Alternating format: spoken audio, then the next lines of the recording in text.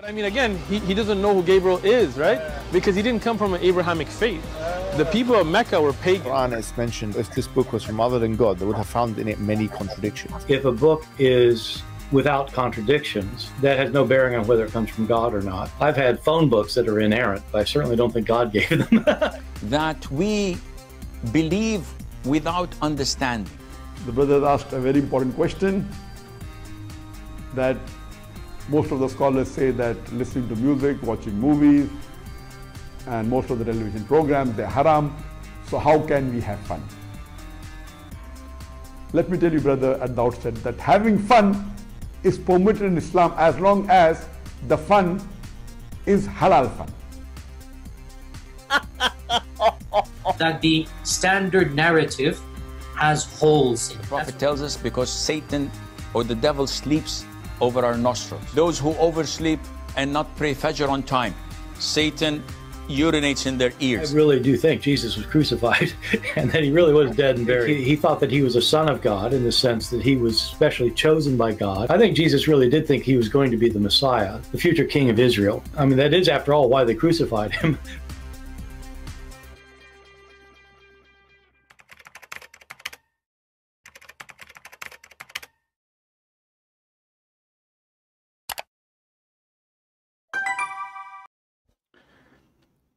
Hello everyone, and peace of Christ to all of you. I hope my voice is coming good and clear. Please invite your friends.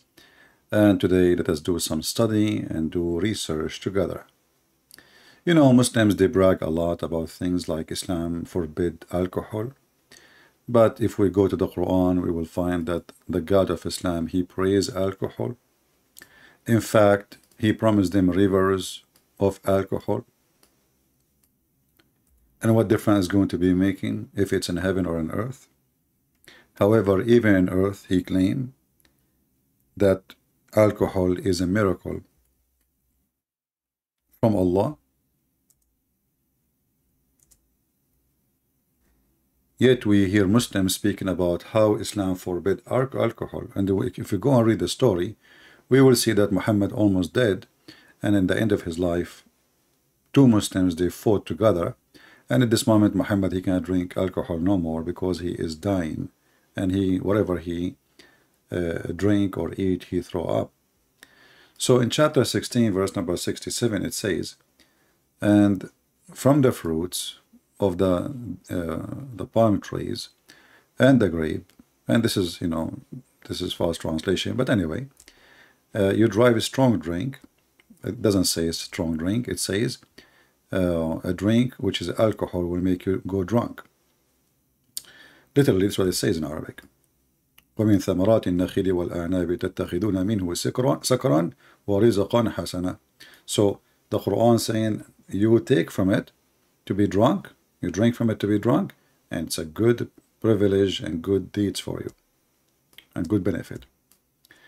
And then the Muslim between two brackets, they say to you, this is before the order of forbidden of the alcohol drink. And here you ask yourself, I mean, do this God knew that alcohol is bad at this moment or not? So if alcohol is bad, as the Muslim they claim, and this is why Allah he forbid it, why he is praising it here, and not only that, he says this is a sign for people who have wisdom. So here we see that obviously the reason for forbidding the alcohol have nothing to do really with being bad or good. It was because people, they start laughing at Muslims who they pray and they are drunk. And then we find Muhammad, he make a verse about it. And as usual, Muhammad, he said, this is Allah, We go open the verse.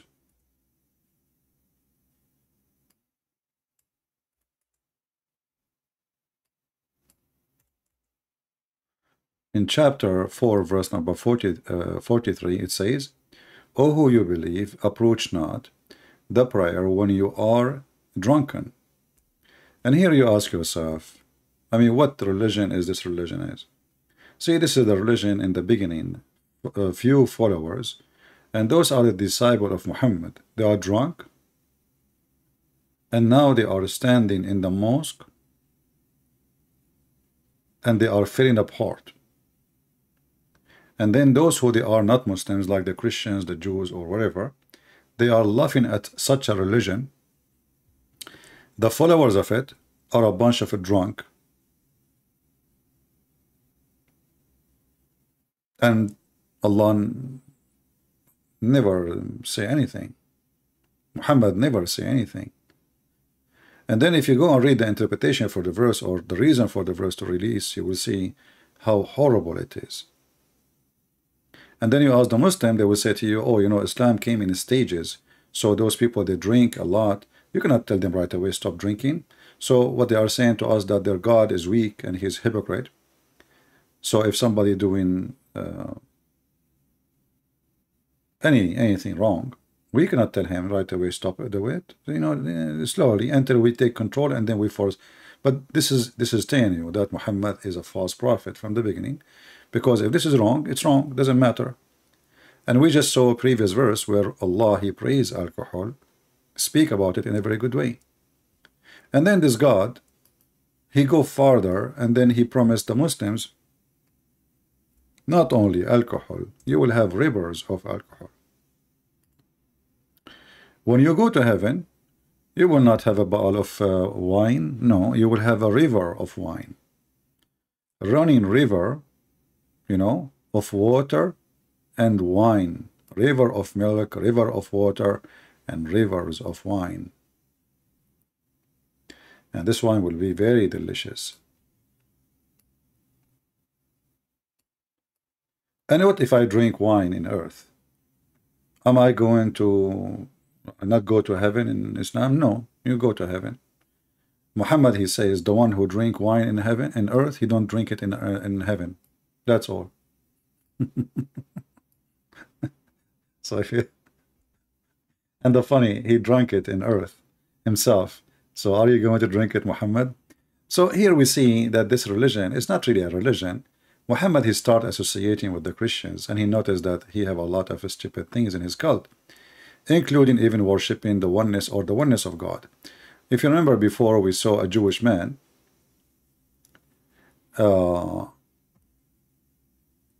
he saw Muhammad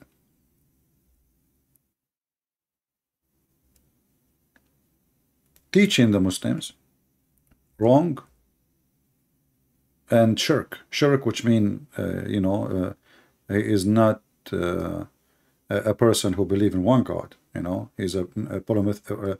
Like his religion is not really about oneness of God. It's about they associate God with God, or associate other with God. So a Jewish man was walking by, and he said to the Prophet, "You are teaching your people shirk. Okay, you are not a monotheist. You know, you are polytheist." So, and he said to him, "You are setting up a revival to Allah, to God." The Muslim, they say he said Allah, but the Jews don't believe in Allah anyway, and associate other with him. You say whatever Allah wills, and you will, and you say by the Kaaba. The Muslims until that moment they swear by the Kaaba, by stones, not by God. They swear by stones. They swear by the Kaaba. So the Prophet commanded them, if they wanted to swear an oath, to say by the Lord of the Kaaba, and to say whatever Allah will, and then you will. So here you see Muhammad from the beginning. He is trying to find, let us say, a basic for his religion.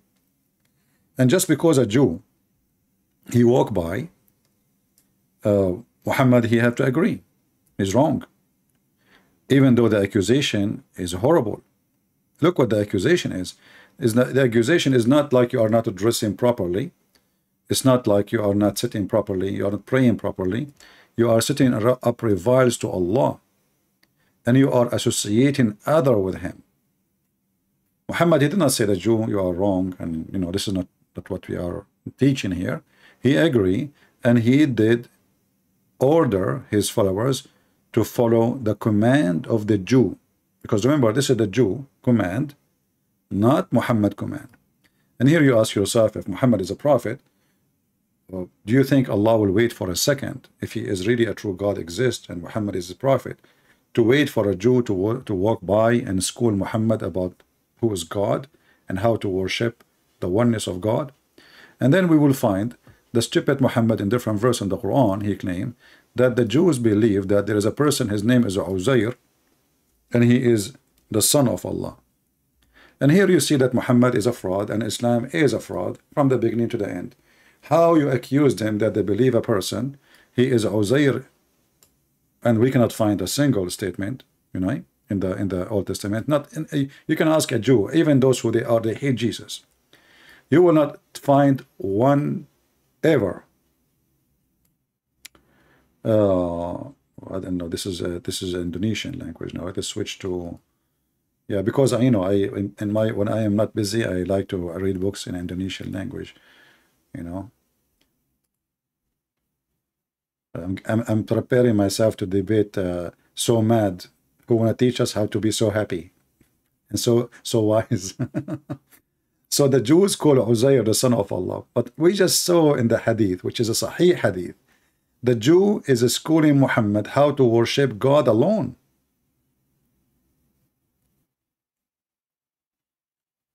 And here you notice that Islam is not legitimate in anything, in the reference, in the statement, in the teaching, in the mouth statement of Muhammad, in the mouth statement of the companion of Muhammad. Everything is a fraud, because it cannot be both. It cannot be that a Jew walking by and teaching Muhammad how to worship God alone, and then the Quran says that the Jews, they worship a guy, his name Uzair, and then he continues saying, and the Christian call Christ the son of Allah. Here you see the stupidity of the Quran again, inconsistent. Because if we go to different verse in the Quran, you will see the same Abdul Aka Muhammad. He say that the Christian, they say Jesus is Allah. And you know there's a huge difference. Right? We Christian, we do the same. Muhammad, he want to say that, you know, we call it the Father, you know, but we Christian, we don't say that the Messiah is the Father. We don't. So here you see how in one verse it says that the Christian, they say that Jesus is the son of Allah. In different verse, chapter 5, verse number 17, Jesus is Allah. So do you see how this is an unreliable cult? The one who made the book is an idiot. All right. Why it says a son? When it's come to Jesus, they say the son. Let me go to the verse. Hold on. Yeah. Yeah, but you know, this is just a translation. This is just a Muslim translation, you know, a and the. Yeah, this is just only in English. This is not in Arabic. As we said before, never take Muslim translation for granted or to be serious. For those people, they are doing you know, sale business. You know, they cover up everything. So look what happened now. I mean, and the funny, the Quran says, if this is a book made by other than Allah, you will find a lot of contradiction, correct? But as you see, this is always a contradiction. But now our topic today is about the queer. The queer. If you remember last time I spoke to, what his name? Safaraz, the guy from Pakistan. I asked him if there is any verse in the Quran says somebody, he's drunk, he drank, somebody is a gay, somebody is a lesbian, he will not go to heaven. He said no. Then you ask yourself, why? If being a gay is something serious. Look, guys, Ilyas, he said, there is no contradiction in the Quran. So what we just showed you, I mean, we just finished showing the screen. One verse says that Jesus is Allah, and the other verse saying the Christian, they say he is a son of Allah. You can't be both. How you can be the son of Allah and you are Allah? And then the Abdul says to me, there's no contradiction, okay? Christian Prince, I'm telling you, okay, be careful. You are wrong. There is no contradiction. And this is how the Abdul, they refute you. That's it. The problem solved. There's no contradiction. I mean, what you can do about it? Can you do about it anything? No, you cannot. Because simply, there is no contradiction. And if Abdul, he's saying in the chat, there is no contradiction, okay, that means there is no contradiction.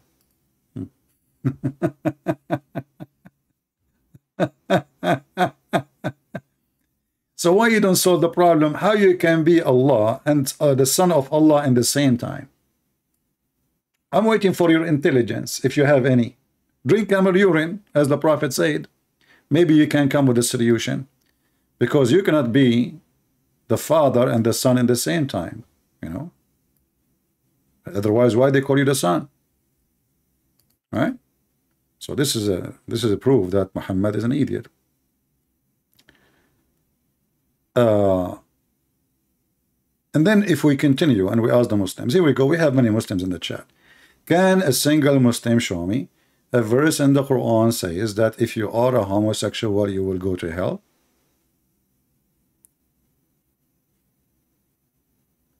Any Muslim?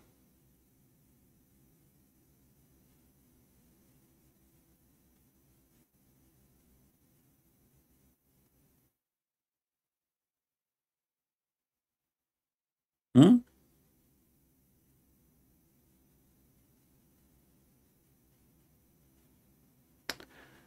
DW Canal about LBTG Mosque.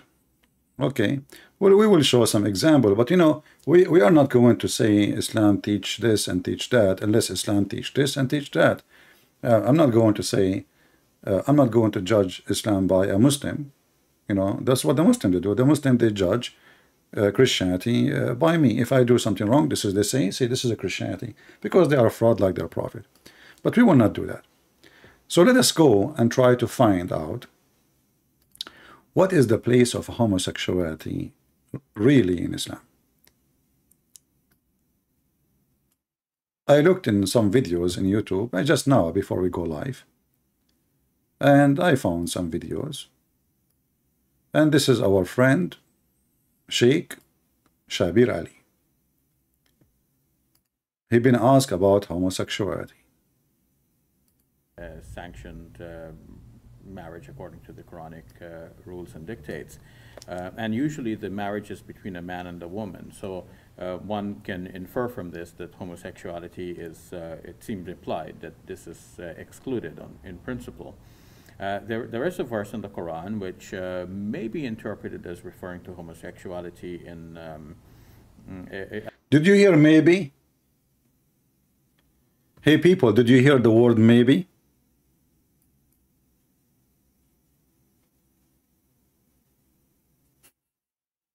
Maybe?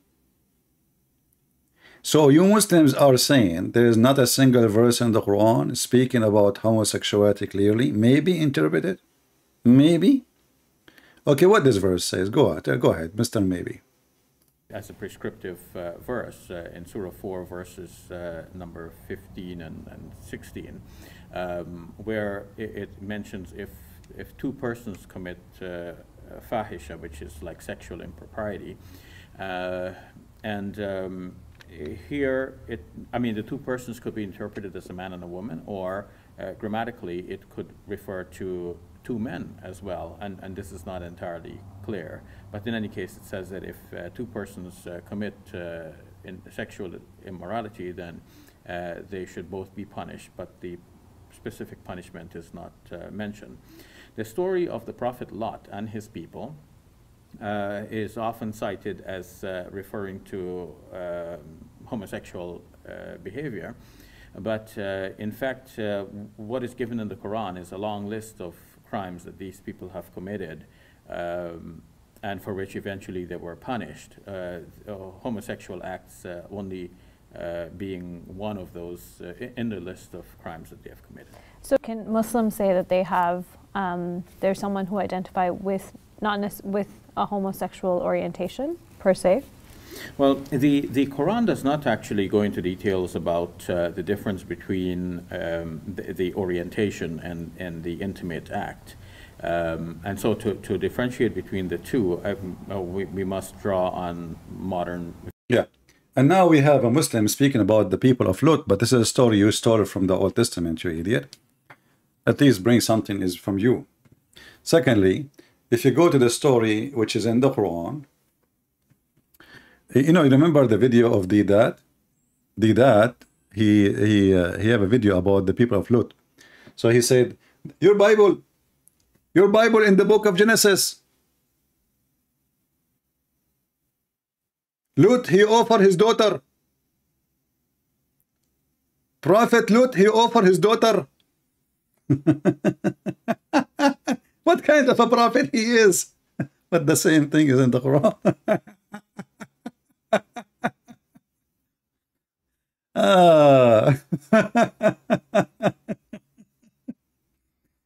You know those they call them sheikhs. They flourish only when they debate people who do not know anything about Islam. Imagine if I am there and this idiot, he is making fun what is written in the Old Testament. What will happen to him after he say that statement? This is why we say, you know, this Islam is a religion. It can flourish only between, you know, ignorant. A Muslim, he speak to an ignorant, and the ignorant, he do not know what Islam teach. So he can make fun of your Bible, but you don't know, because you do not know that was written, the same story written in his book, but Muhammad, he add some spices in it. So when the Quran speak about the story of Lut, let us go there.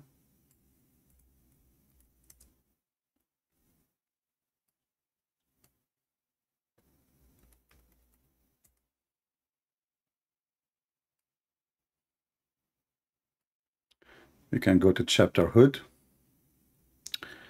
Where is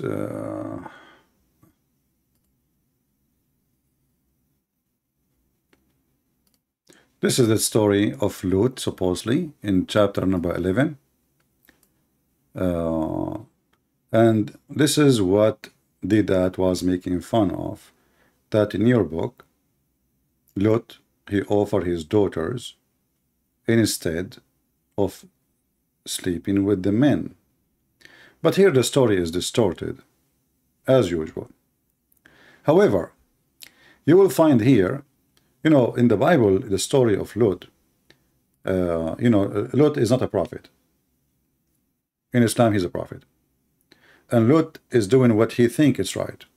It's not God telling him, you know, go and tell them, say this and say that, and, you know, invite them to do that. No, this is his opinion.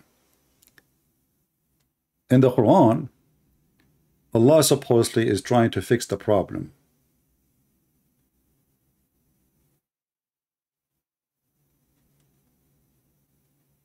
Allah is trying to fix the problem. And always the prophet of Allah in Islam, they are inspired by Allah. They speak not from their own. So here you ask yourself, Lut in the Old Testament, this is his opinion. He have two guests. The Quran even doesn't say to you what the story is about. I mean, the story is very funny here. If you read in here in the story, you will see how the story is messed up. Suddenly we're talking about Abraham, and then suddenly we jump to the story of Lut. For in verse number 77, it says, when our messengers came to Lut, the Quran nowhere it says they are angels, but as long they are messenger of Allah, that means they are angels. He was aggrieved on their account and felt himself powerless to protect them. He said, this is the stressful day. And then the people, they come rushing toward him. and they had been long in habit of practicing abomination. He said, O my people, here are my daughters. They are purer for you, i.e., Mary. Here you see, I mean, you see here the hypocrisy of this Muhammadan religion. When Lut, he said the same thing, the Muslim, they laugh at it, as long as it's in the Bible. When Lut, he said the same thing in the Quran, and they add to it fabrication to marry. I mean, the whole town is outside to marry them. I mean, do you see the stupidity? The people rush to his door. They want to break into his door. And now he's saying to them, my daughter to remarry. I mean, you see, they try to fix it, you know. I mean, go and read the interpretation and you will die laughing. But here you ask yourself, Allah is giving like inspiration to Lut to fix the problem. So now they don't have homosexuality, they sleep with the daughters. What is different is going to make anyway? Muhammad is trying to copy a story from the Old Testament, right? But they are daughters, they are females, and this will be a fornication anyway.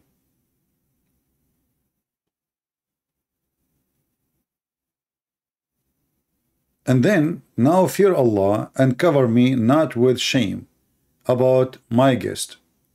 So now he will not be covered by shame because they are going to sleep with his daughters, but he will be covered by shame because they will sleep with his guest. So Muhammad, as a counterfeit, always he copy a story and he add his own spice to it. And the more he add, the more the story become really stupid and very, very funny. If you read in the story here, it says that the whole town.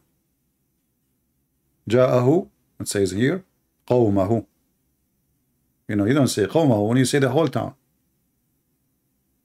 The whole town.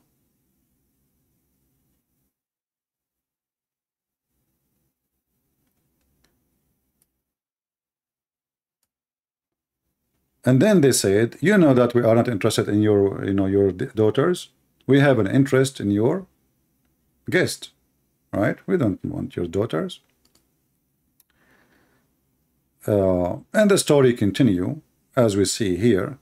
And it's a funny story where Muhammad, he jumped from place to place. Suddenly he was talking about Lut. He jumped to a different person. I mean, crazy. But look what happened here.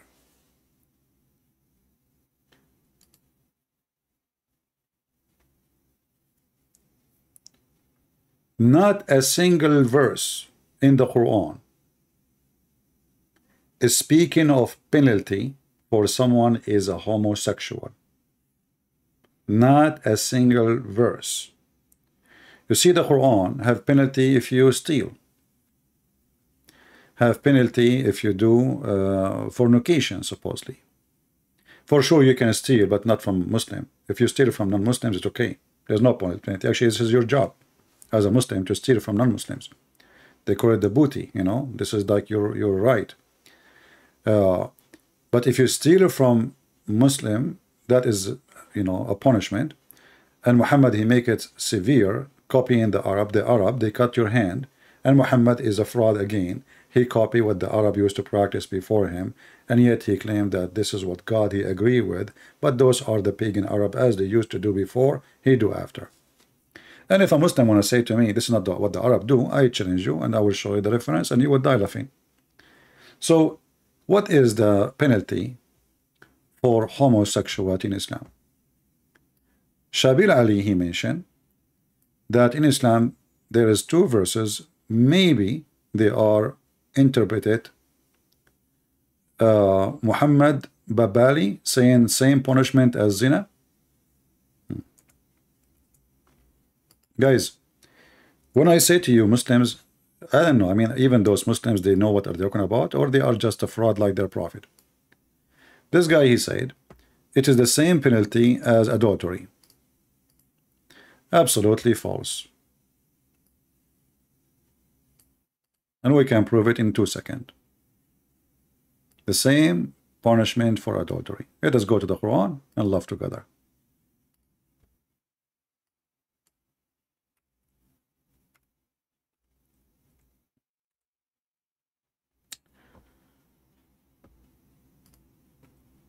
There is 2 verses in the Quran, chapter 4, verse number 15 and 16. Let us go first to number 16, which is about homosexual as men. If 2 men among you are guilty in loudness, punish them both. If they repent, amend, leave them alone. How we punish them? Let us check. And then you will see how Muslims, they are either they lie in purpose or they lie because they are ignorant like their prophet.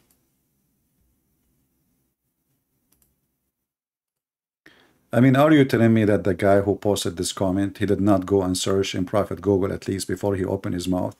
What is the penalty? This is the Quran, and this is the interpretation by the Muhammadan scholars, and this is Tafsir al-Jalalain. It says here, if 2 of you, they do this, 2 men, then punish them both with insult and beating them with sandals. Is that the penalty for homosexual, for zina, Mr. Shish Kebab?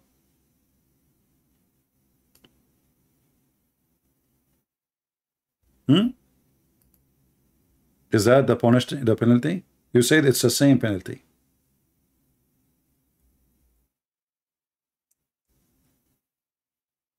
Muslims, Muhammadan actually, there's nothing called Muslims. Those people, they are just following the fornicator Muhammad, the adulterist, the idolater, the homosexual, the child molester, the thief, the criminal, you name it. When they say to you something, never ever take what Muhammadan say to you as a truth, because those people in chapter 3 verse number 28 and many other chapters been ordered and commanded to lie. And this is additional proof that Islam is satanic. So while a woman or a man, if they do fornication, the penalty is to bring 4 witnesses, and this is another joke, we will talk about it later, and then we will wipe them with 80 whip.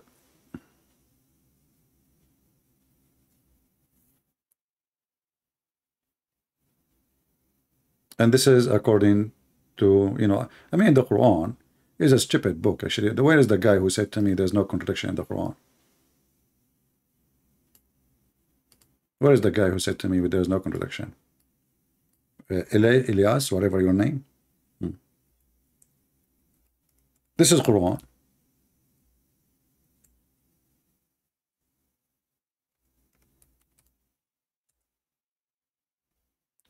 Chapter 24, verse number 4.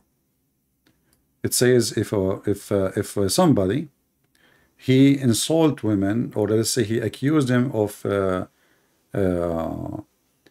fornication, those people, they will be whipped 80 times.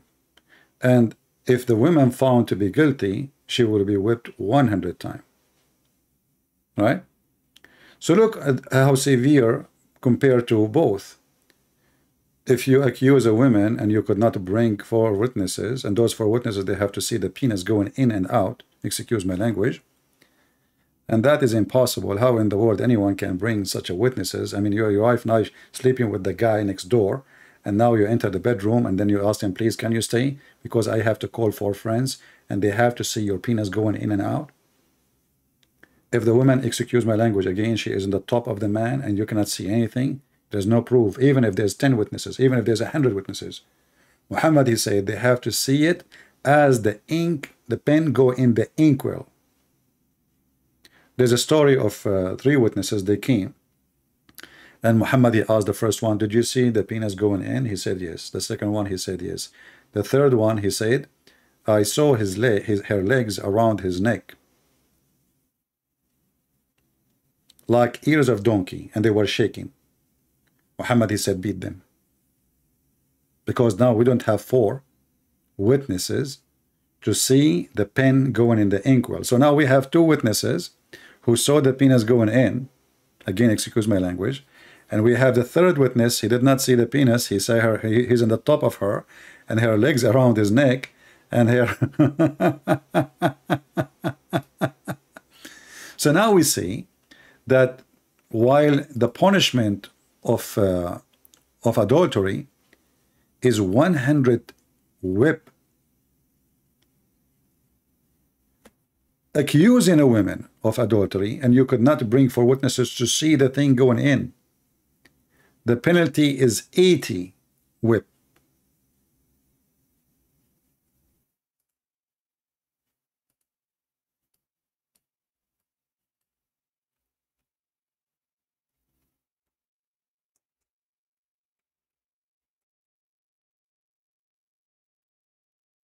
While if a homosexual having sex with a man, the penalty is to beat them with sandals.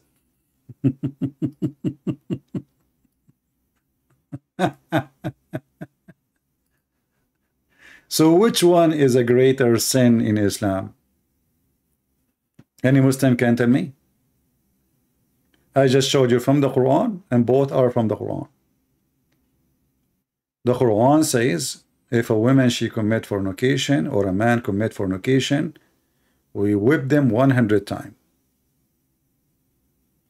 If a man accuse a woman of fornication and he could not provide, even if he is the husband, he could not provide 4 witnesses seeing the porn movie in full three-dimension details, those we will beat them 80 times. But if a man having sex with a man, we insult them and we beat them with sandals.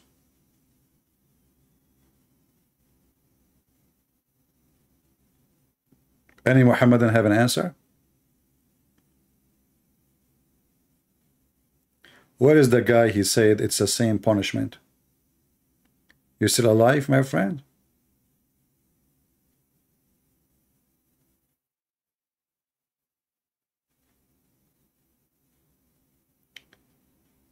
Not a single verse in the Quran. Not a single verse in the Quran says that this is haram. And there is a severe penalty for it. If you want to tell me the story of Lut, this is a story from the Bible. And even there, I mean, God, he punished, all human beings, all mankind, they are punished for their sin anyway. You know, we die. The reason we die because we are sinners. Why we don't live forever? Because we are sinners. The Bible says the punishment of sin is death. You know, why we die now? Without being anything, like, you know, doing fornication, killing, etc. You die. You will die. Even if you stay home, you don't see anybody for the rest of your life. You will die. Why? Because this is the punishment of sin. Read the rest of the tafsir. Guys, read the rest of the tafsir. Let us read the rest of the tafsir. But if they repent of Luwat act, make amends through good action and leave them. So I did. So look at this. Why Allah in the story of Lut, which is a story from the Bible, he did not say, hey Lut, don't worry, we will insult them and beat them with sandals. Are you with me?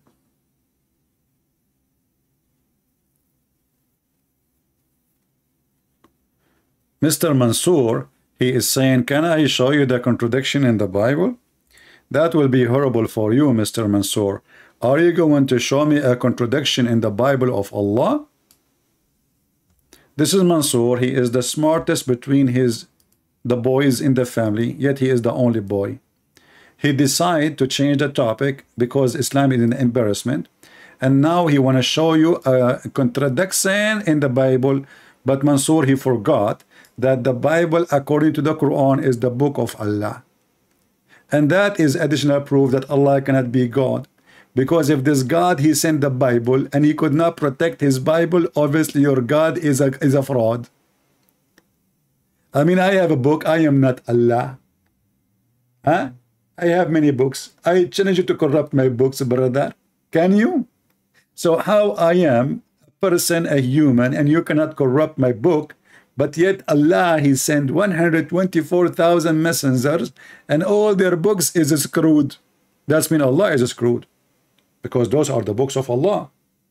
You see, Moses is not the author of the book, because simply according to Quran, even the Quran says Allah, he wrote the Torah, all of it by his hand to Moses.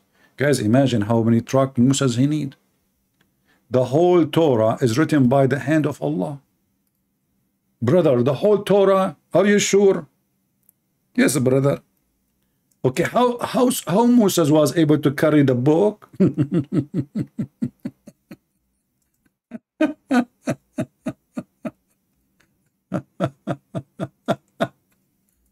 You see, I mean, this foolish Muhammad, he hears a story from the Jews. Like the Jews, they told him that God, he gave Moses the 10 Commandments. Muhammad, he switched the 10 Commandments for all the Torah. What the heck? So now, for Moses to carry his book, he went to the mountain. Huh? And then Allah, he ordered the whole Torah and he wrote it by his hand and he told Moses, take it home.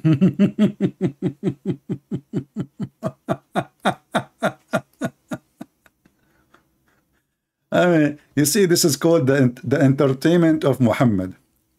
You know, Muhammad is the best entertainer, for he is the best joker in the town. Allah, he wrote the Torah by his hand to Moses. The Torah, are you sure, Muhammad? Yes, brother. I'm very sure. Allah, he told me. Allah never lie, brother. Yes, brother. Here we go. If we go to the hadith, just to confirm that, because the Muslim, they will say, it doesn't say that, CP. Huh? Here we go. It says he wrote for you the Torah by his hand. He wrote the Torah by his hand. You see it? Look how many times it's repeated. Look, the hadith is sahih, sahih, sahih, sahih. Brother, look how many times. Look, brother, look. He wrote the Torah by his hand. Which one? The right one or the left one, brother? The Torah. Are you sure not one page of the Torah?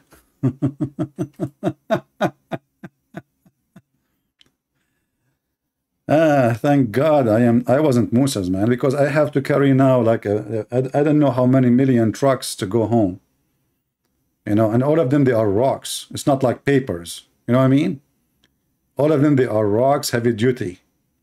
And now I have to take the book with me to go home. So now let us go back to our topic.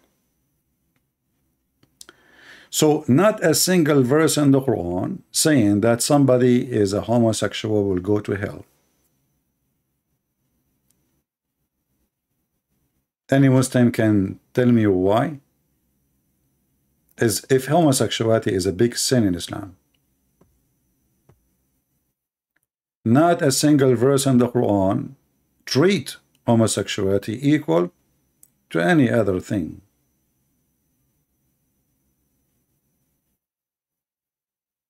Read the rest of the tafsir, you monkey. Okay, Mr. Don't talk about monkeys, because even monkeys. Oh, okay. Mr. Muhammad Babali, I want to ask you a question. If a monkey had sex with the monkey, what is the penalty? You are the one who mentioned the word monkey, remember. It's not my fault. You brought it. Is it true that if a monkey, she had sex with a monkey, he is not her husband, the punishment is death? So how come if a monkey, and she is a female, and she had sex with the guy, he have a bigger banana? I'm talking about the banana, the fruit now, don't take me wrong. How come if a monkey, she commit sin? She's a Muslim monkey, brother. Alhamdulillah. Even monkeys are Muslims. Everything convert to Islam, brother. This is the monkey. She is a Muslim female. He is the companion of the Prophet Muhammad, and this Al-Bukhari, it's a very authentic. He says, during the pre-Islamic era of ignorance, supposedly the Arab before Islam, they are ignorant, and now after Islam, they became not ignorant. I saw a she-monkey surrounded by a number of monkeys. They were all stoning it because it had committed illegal sexual intercourse. I too stoned it along with them.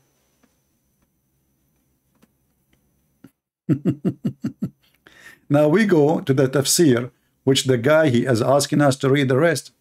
My friend, there is a rest? What rest? It says here, are you Muslims? Are you not? Guys, this guy is saying to me, read the rest.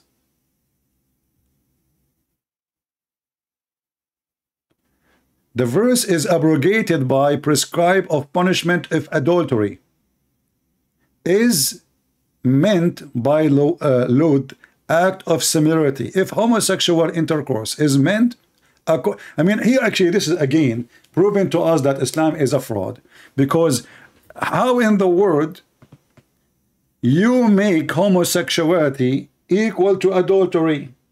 Are you saying to me that when Allah he made this law was wrong? Look, brother and sisters, this verse is abrogated. Show me the verse. It says this verse abrogate that verse. Go ahead. Go ahead. We have both of them now. The verse about adultery, speaking about a man and a woman, clearly. This one is speaking about men.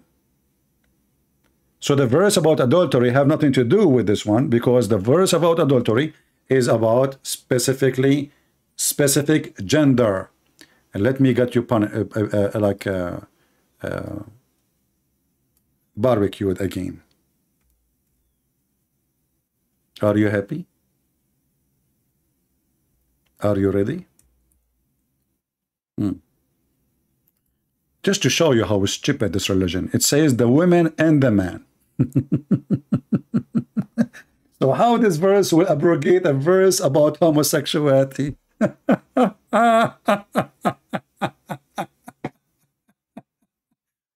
Does it say in the front of your eyes, the woman and the man who they do together, boom, boom, take them to the room and give them a broom and bring hoributar and tell them how it's, what the heck? So this is the one will abrogate the verse about homosexuality. When the verses speak about a man and a woman sleeping together. Are you there, Abdul? And why Allah want to abrogate his law? He just made the law.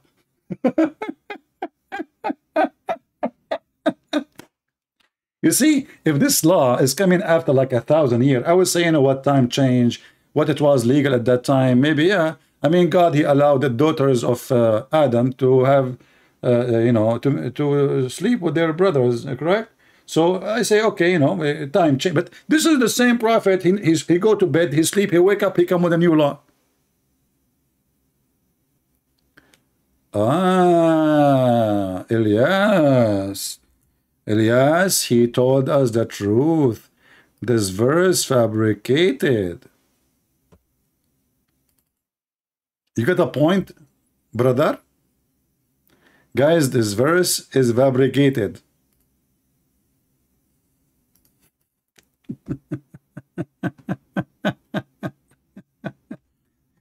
And this is why the Muslims around the world, who they are homosexual, they challenge the Muslims. They say to them, okay, can you show us one place in the Quran it shows that this will not make me go to heaven if I am one of those who do homosexuality? Can you show me? They fail. They literally fail. This is a Muslim Imam.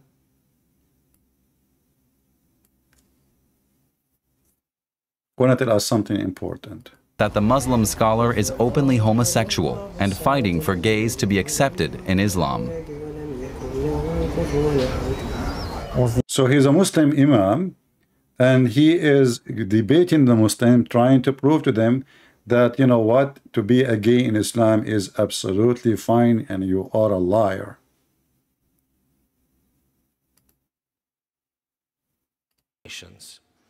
Hello everybody, my name is Al Farouk Your name is what? Kaki. I'm a Muslim, I'm a Rifai dervish, I'm a gay man, I'm Okay. Nice to meet you. In addition to being a Muslim woman, I am a black queer person. Well, I'm so happy for you, and I hope that your business will flourish. So as you see, when the Muslim homosexual, they challenged the Quran, and the ones who claim that homosexuality is against Islam, the Muslims, they fail to prove it, and then they will jump to the hadith.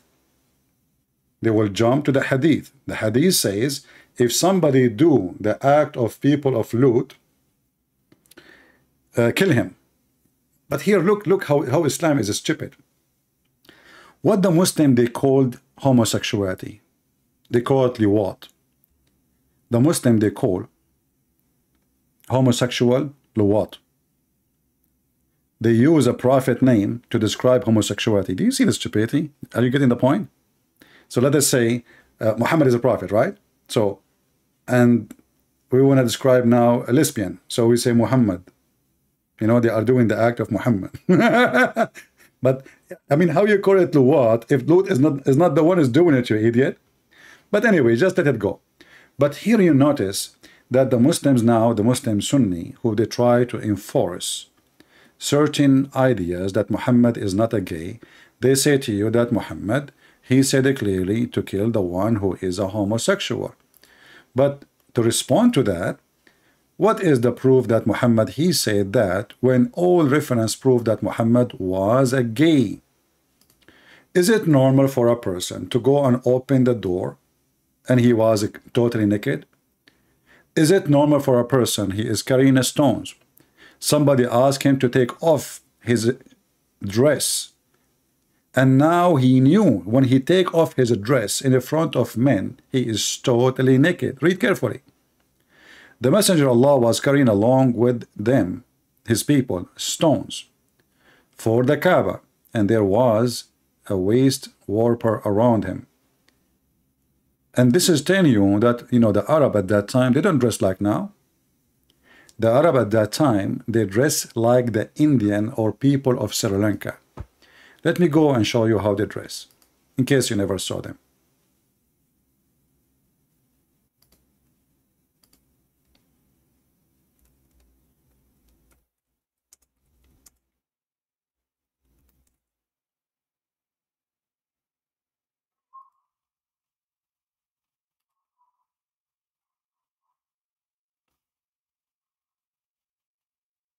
They have a skirt.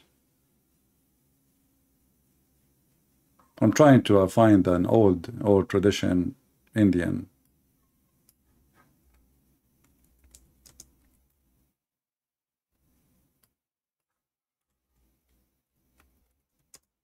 They have like a towel, you know.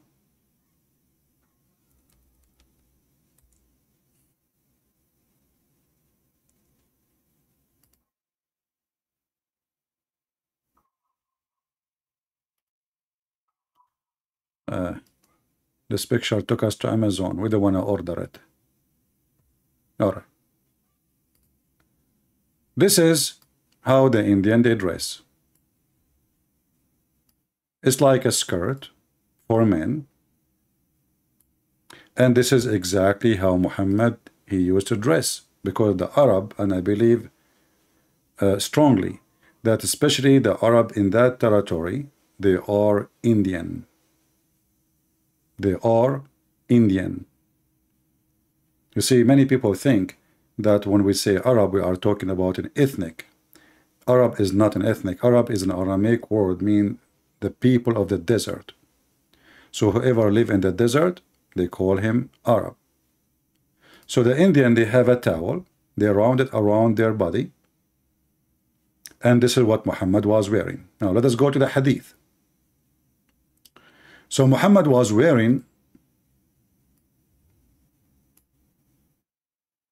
such a thing, and then his uncle, he said to him, why you don't take off your skirt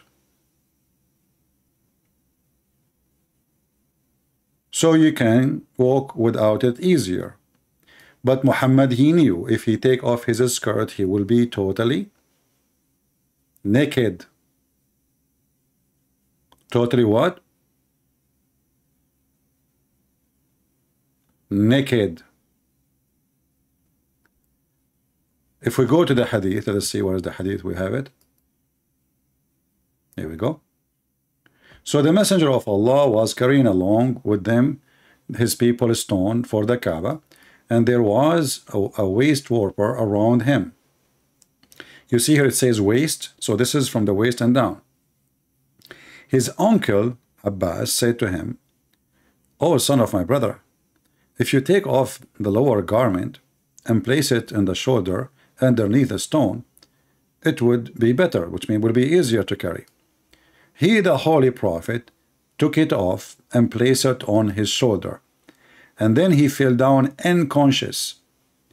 He, the narrator, said, "I never seen the Prophet naked before and after that day." So this is his witness. He never saw him naked after that day. But here you ask yourself, Muhammad, he is carrying the stone now, and he took off his skirt, and he have the skirt on his shoulder, and for sure he is not stupid. He know that he is totally naked. Why he took it off? Why his uncle asked him to take it off?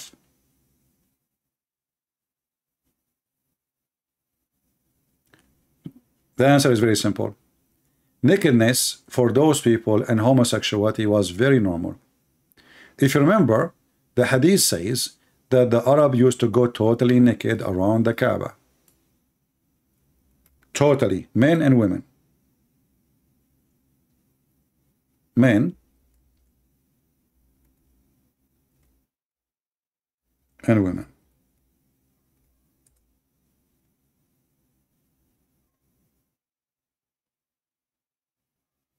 As you see, this is Sahih Muslim. It says that when the people of Quraysh, they used to practice going around the Kaaba, they used to go in the state of nudity.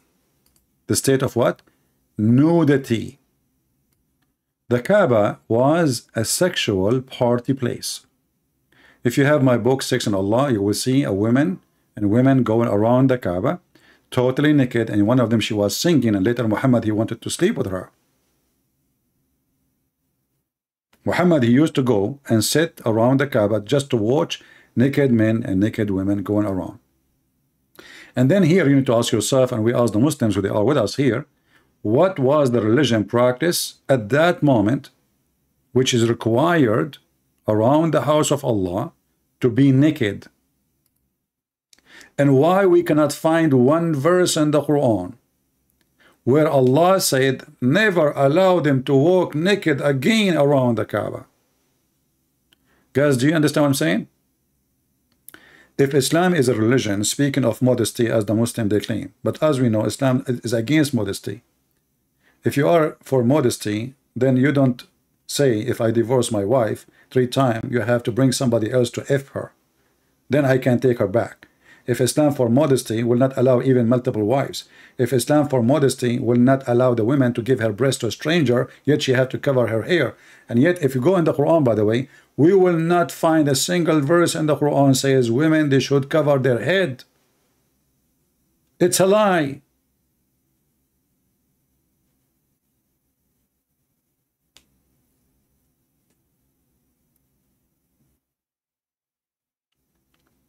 Modesty is not exist in Islam. Was Muhammad modest?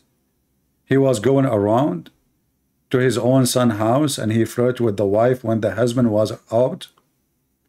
Is it modesty that you go to your friend? This is his son. You want to say to me his son by adoption? Doesn't matter. He is his son. That is actually make it more worse. Because Muhammad, he brought the tradition of the Arab where if somebody adopt a son, that's it. He is his son. Nobody did that before Muhammad. He go to his son by adoption, because Muhammad can't have kids. That's why the adoption happened. And properly, Muhammad, he adopted that person so he can marry him to that woman, so he can go inside the house and nobody can question him. Because obviously, this is what was happening. So he go to the house, and this is what the Muslim they say in their books. Imagine what the story really is. Remember, we are talking about person, they worship him. If you speak against him, they will kill you. So when they say that the Prophet went to the house and he saw the wife of his son standing alone at the house wearing see-through clothes, looked like Hafsa, she was sorry, Zainab, she was very into see-through clothes, bikini, and Victoria's Secret. I wish I was exist at that time. I want to go, but too bad.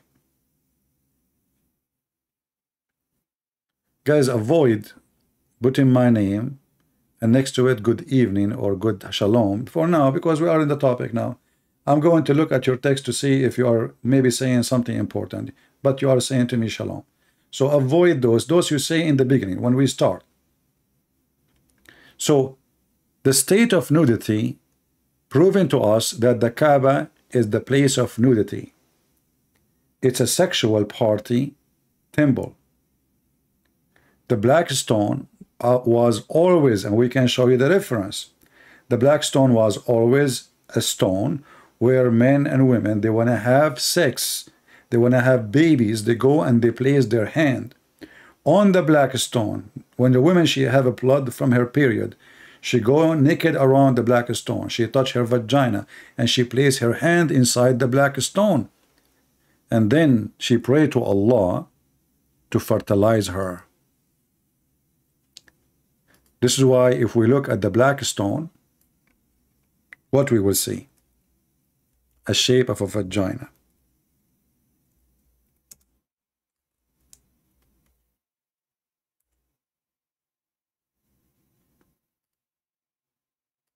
We don't see a normal stone in a wall, This is what you think you will see. You will see a stone, right? No, you don't see that. You see a vagina. And by the way, even this one is additional proof that Islam is a fraud. Why? Because according to Muhammad, this stone will stay until the day of judgment to witness to what we did. And Allah, He sent this stone was white like milk. But because the sin of mankind, and this is when the women, those people, they believe that when the woman, she cannot have children, obviously because she committed a sin. So when she touched her vagina, and then she touched the black stone will suck her sin, and that will purify her vagina, and she will be ready for fertility. And this is why the Muslim, the wax inside the stone is in the color of period, as you see. And there, if you look right now with me, you will find there is no stone. The stone is gone. You see, this is additional proof that Muhammad is a fraud. He said this stone will stay until the day of judgment. And now we have only 5 or 6 little tiny stones. The rest you see, this color is wax. It's what? It is a wax.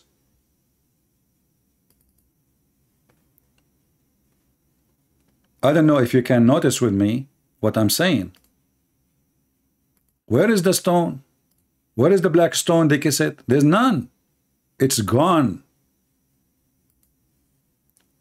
This is a rock. Let me make it in different color. Hold on. Something shiny. This is a rock. This is a rock. This is other part. This one is broken into 2. This is 1. This is 1. This is 1. This is 1.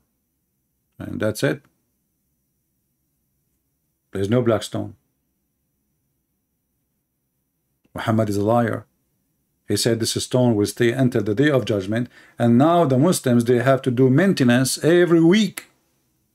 I mean, which means if not the maintenance, we have just a group of rocks. You can put it in your hand. You can put it in your pocket.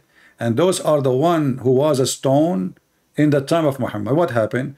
What happened? That the Caliphate al-Qurmuti, he came, he destroyed the Kaaba, he took the black stone and he made it as a pupu stone for more than 21 years. And the funny is, the Muslim, they claim that when an enemy of Allah came to destroy the Kaaba, Allah, he sent flying birds who they throw rocks, you know, at the army of this guy and destroy him. But here we go, al-Qurmuti, he come to the stone, he come to the Kaaba, and he was screaming in the middle of the Kaaba saying, where are you, Allah? Here we go. Your Kaaba is destroyed, your stone is under my ass, and I challenge you to show me your birds. Where's your birds? And I challenge any Muslim to say I'm lying. Going back to our topic. All of those are connected. You know, Islam is a very sexual. And this is why Muhammad, in order to convince his people about his cult, he have to make it a sexual, pervert sexual cult. Boys, beautiful boys. You see, if Islam is not a homosexual religion, why Allah is promising us beautiful boys in heaven? What is the purpose exactly?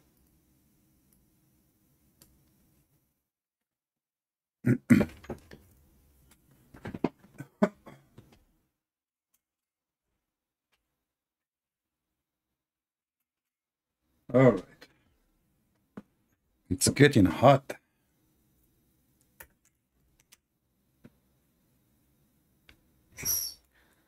Look at this. Oh, what I'm typing here.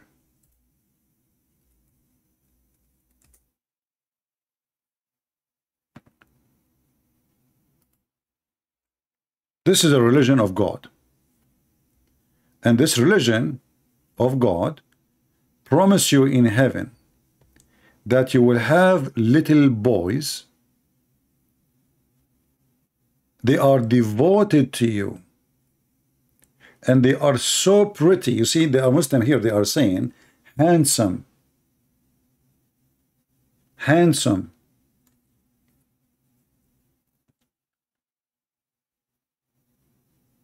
The word ghulam can be used for someone is young and can be used for someone is horny and he is young. This verse speak about both. They are young and they are in a ghalamah. They are horny. They are in the top of their hormone. And those boys are very, very white. If we go in the hadith, we will see Muhammad give us more details.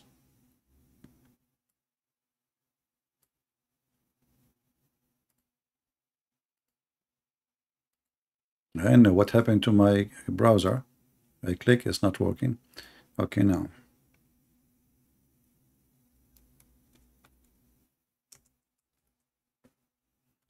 Every Abdul in the heaven of Allah, he will have 80,000 little boy.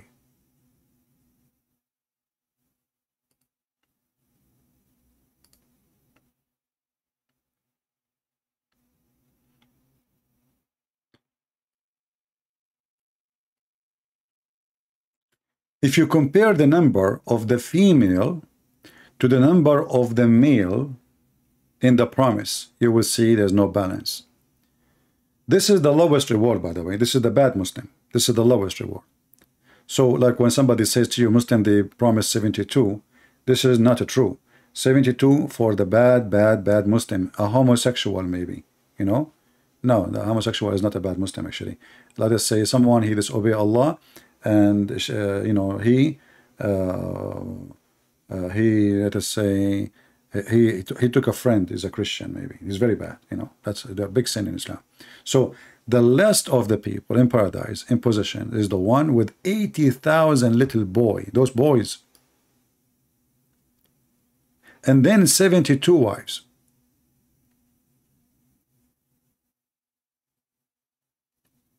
$80,000 little boys, they look like pearl and they are very white. And then if you read the description of the house and you know, like your tent, you are in heaven now and you are sitting in tent. Bedouin man, you know, Muhammad is speaking to Bedouin. He is a Bedouin like them. So what is your house now? Tent. So now I'm in heaven, but my house is tent.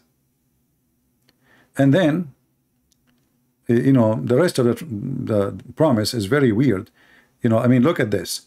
That your house, the tent, is the same size all the way from Damascus all the way to Yemen for one guy.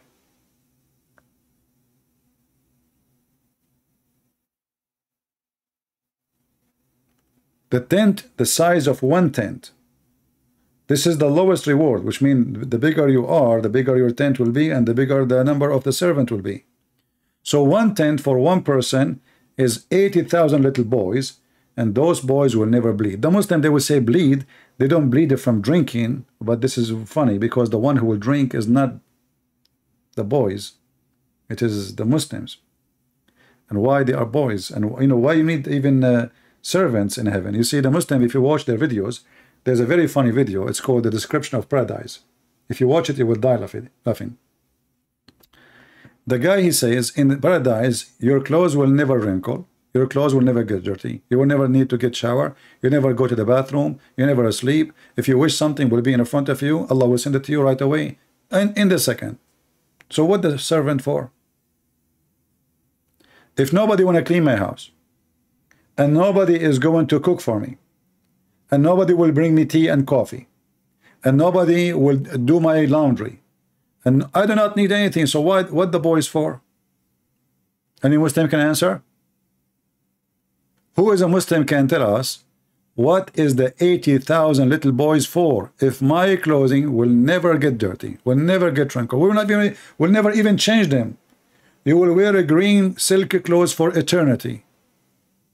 You wish something, you see a bird in the sky, you say subhanallah, the bird will be a dish in front of you. And the video is there. I mean, the video is I played, by the way, this video in the churches. I did many seminars, and people in churches, they die laughing, especially with my comment about the videos.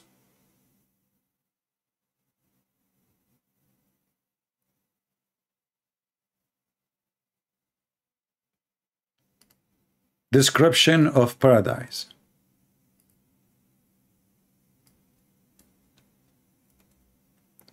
Yeah, before I leave here, actually, I'm really liking this. You know, I mean, this Muslim female here, she is a conservative queer. You know, she is wearing hijab, as you see. I mean, that she cannot even breathe, but yet she have short sleeves, and she is a queer. I mean, this is really a very conservative religion. Look how you know, she looked like a mummy, and she is just coming from the coffin. What the heck is that? But anyway, Islam is weird, as usual. And, you know, Muslim women, when they dress like this, they try to show that they are modest, and they appeal themselves to men, like, you know, do you see how decent we are? You know? But if you go in the Middle East, you will see the decency for real, how it works. Very decent. #1 buyers for Virgin Again product.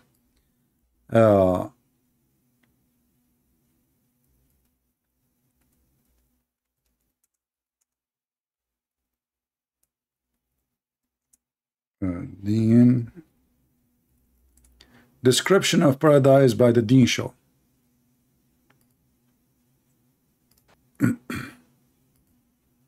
Brother and sisters, if I play for you this video, not only you might heart attack, you will have a heart attack from laughing. Servants, أحبائي, my beloved one, أهلي, my family of Allah subhanahu wa ta'ala. And we, every chair assigned under your name and his name and her name. Brother and sisters, after you enter your house, actually I'm skipping the video because if you want to start from the beginning, you will die laughing literally. I mean, I'm not responsible for what will happen to you. This guy in the video, he says, nobody can describe the heaven for you, the heaven of Allah. Nobody. And then a second after that, he said, let me describe it for you. There is no such eyes can even see something like the Jannah. وَلَا أُذُنٌ سَمِعَتْ. Not even the ears, you cannot even hear about the true Jannah because the Jannah is beyond what you are hearing. وَلَا خطر على قلب بشر. You not even imagine, you cannot even describe or think what is the Jannah. Before, let me describe something beautiful about your castle. Nobody can describe for you. Let me first describe for you your castle. Muhammad, he said tent, the Muslim they say castle. Muhammad, he say a tent made from pearl, the Muslim they say a castle. And nobody can describe what is in heaven. Let me describe for you. And then, okay, describe for us what is in the castle. Castle. Ah. Your castle in the Jannah. Yeah. Is something so beautiful. Really? Your castle in the Jannah has 4 doors.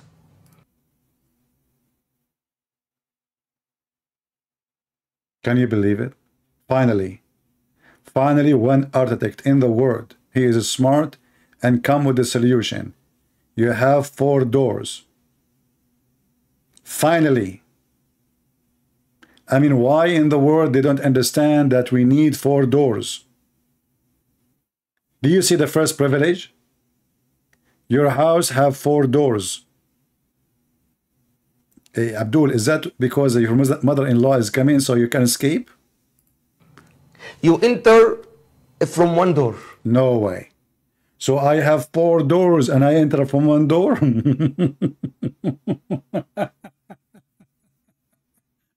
Don't you think this is too much? And remember, nobody can describe what is inside the heaven for you. Now we have details about, even about the door. A second ago, nobody can describe for you the heaven.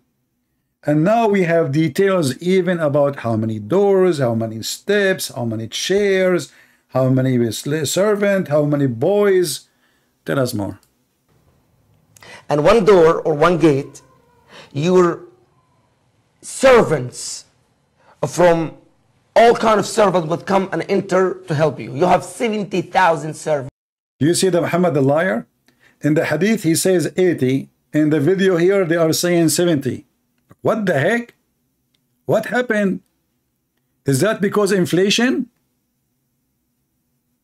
So Muhammad he say 80. And then in different hadith he says 70. Is Allah short of numbers now? 70,000 servant, all kind of servant. What kind? What do you mean all kind? What do you mean exactly all kind? And then this guy, he will say to you, if you wish, if you see a bird, there's a password. Guys, honestly, if you want to laugh, here we go. This is the video name. Search for it. Description of Paradise, Jannah, Dr. Ibrahim Demilli. And later this guy, he make himself sick so he can stay in USA because they want to kick him because his visa was over. Like, you know. So, brothers and sisters, 80,000 boys will serve you. Do you see the sexual abuse of this heaven? Those boys for what? If your food is ready, your clothes will never wrinkle. You see a bird in the sky, you see a tree, the tree will bring the fruit for you. So what the boys will do, the Muslim, they will say, they will serve you wine.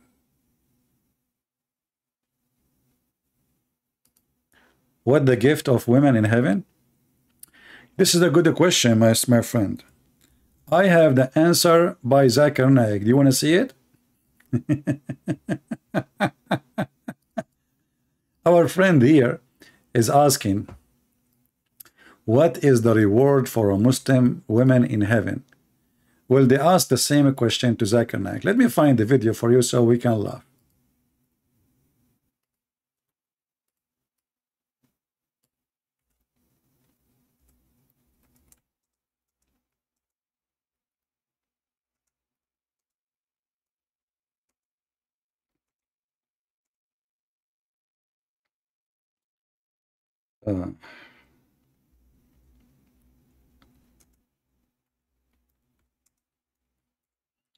Let us see.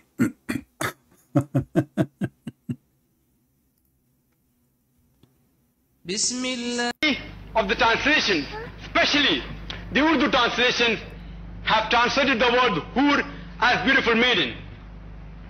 If the word Hur means a beautiful it means a beautiful maiden, then what will the woman get in paradise? Actually, the word hur is a plural for ahwar, which is applicable to the man, and hawar, which is applicable to the woman. And it signifies the characteristic of hawar, which means big, white, beautiful eye, and describes especially the whiteness of the eye.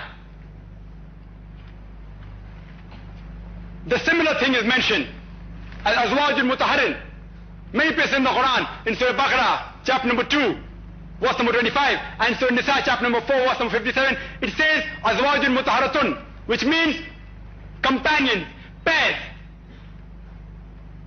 So the word hur is rightly translated by Muhammad Asad as spouse, and also by Abdullah Yusuf Ali.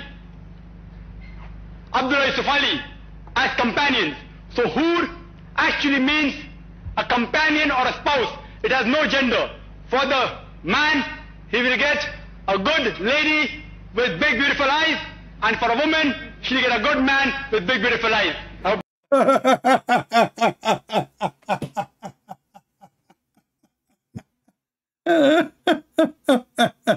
This guy, he don't speak Arabic, by the way. Yusuf Ali, who translated the Quran, he don't speak Arabic, by the way. And if I was there, I will make him shish kebab in 2 seconds, by the way. Because the stupid idiot, the word hur, first of all, by the way, I mean, look how stupid this religion is. As long as the Quran says it will give you a person with beautiful eyes. So how in the world that became a male or female? It says eyes, like, you know, their eyes, dark, black eyes and very white around them. So what? How this has become male or female? Maybe it's a she-male. But look what happened. Those stupid people, they do not know what they are talking about. And the people, hey, if you go in the Quran, Muhammad is a very filthy man, you know. He gave details about the vagina of those hur. And this is why this by the way, did you see how skinny he was before the money started coming like rain? Unbelievable. He was skinny. Like he's swimming inside his jacket. And now, mashallah, mashallah. Read what the Quran says. The Quran says that those hur, they never lost their hymen, the skin inside their vagina. They did not bleed from the boom boom. And yet this stupid idiot, he said that the word hur has no gender. It is for male and female. Do you see it? Restraining their gallants, where no man, no jinn, because Muslims, they believe shaitan can sleep with their wives. Yeah, you know, there's a story of a Muslim man. He opened the door and he found his wife touching her private part. So he was posting, I can find you the link actually, the story. He was asking the sheikhs, my wife, I opened the door and my wife, she was touching herself, blah, blah, blah, blah, blah. The sheikh, he says to him, A'udhu billah, brother. Obviously, she having sexual intercourse with the genie. So look what the Abdul, they think. It's not because his wife, obviously, she is horny and this guy is not doing his job. It is the genie, brother. The genie, brother, is having sexual intercourse with your wife, brother. Other Abdul, he said that he saw his wife touching herself and he saw fire in her bushes. He saw what? He saw fire in the pubic area. I mean, it's very normal. Shaitan is made from fire. He put his private part in the bushes. What do you expect? Like, come on, just think about it. True story. So if you open the door at your wife and you see a fire in her bushes, brother, don't call the fire department. You read Quran. The only way to get rid of the genie who is doing boom boom to your wife now is to read Quran. So you bring the Quran, her legs is open, and you start reading. You start reading the chapter of Al-Kursi, the chapter of the chair, and you read from the end to the beginning. Unbelievable. So look here. It says, no man, no jinn, yatmuthahunna, has opened their hymens with sexual intercourse. This donkey was saying to the Abdul that the word hur is male and female. I love Islam. It's so beautiful. Islam is so beautiful. I mean, it's the best comedy ever. All right. So the woman in heaven, my friend, she will be restrained in her garments as a sex slave, as you see. And look at this funny Quran. I mean, can you believe it? There's a God, he promised you that you will be reclining in your couch.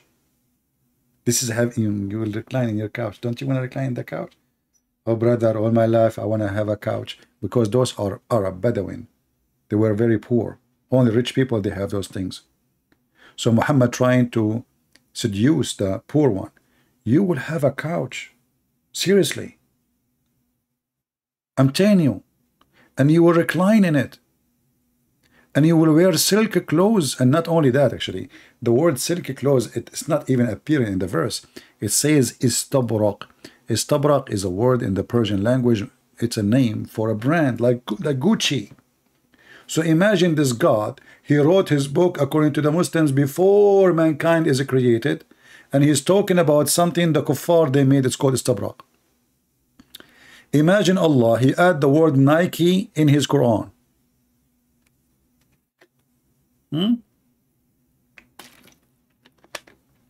Imagine Allah, he writing the word Adidas in the Quran. This is exactly what istabraq is. It's very silly, very stupid religion, you know. And not only, brother. From every kind of a fruit there is pears. Anyone can explain the story for me here? So we have two kinds of apples only. There's millions kind of apples. Why only two?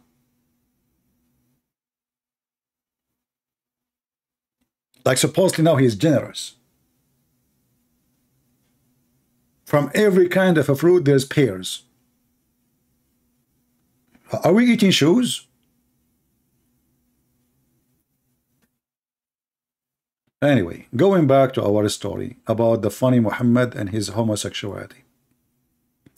So as you see, if a person is a homosexual in Islam, there is no penalty really for him according to the Quran. But when Muhammad, he was start being accused by the Jews that he himself, obviously, something fishy about him. He start trying to show that he is a conservative believer. So he start copying things from the Jews. As an example, stoning to death nowhere can be found in the Quran. All of us, we knew, the Muslim, they say the Quran is preserved. If we ask them where the stoning to death, they say, oh, hold on. The Quran have 3 ways of abrogation. 3 ways? Yeah, what happened? Is the verse abrogated? Are you saying we don't follow it? No, no, we follow it. It's abrogated by saying it, but not by following it. Have you ever heard of a stupid thing like this? So we take the verse from the Quran, but yet we need to follow the verse which is not in the Quran. I mean, who is the donkey will accept this story? The hadith says that when the Prophet died,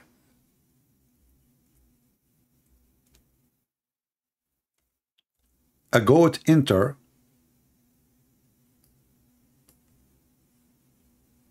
the bedroom of Muhammad. Let us see.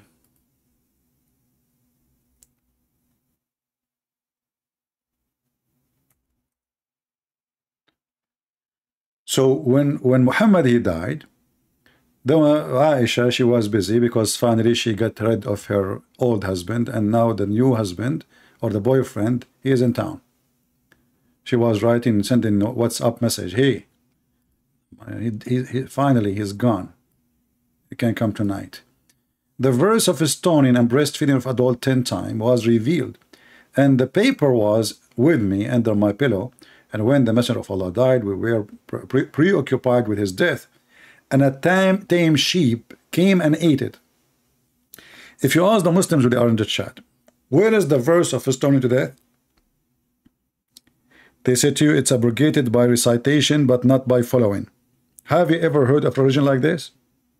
Okay, how you explain to me it's abrogated by recitation? What does that mean? Did your prophet say to you, don't recite it, but you do it? How you can do it if you do not know what it says? How we cancel the words of the law, but we have to follow the words of the law, but we don't have the words of the law.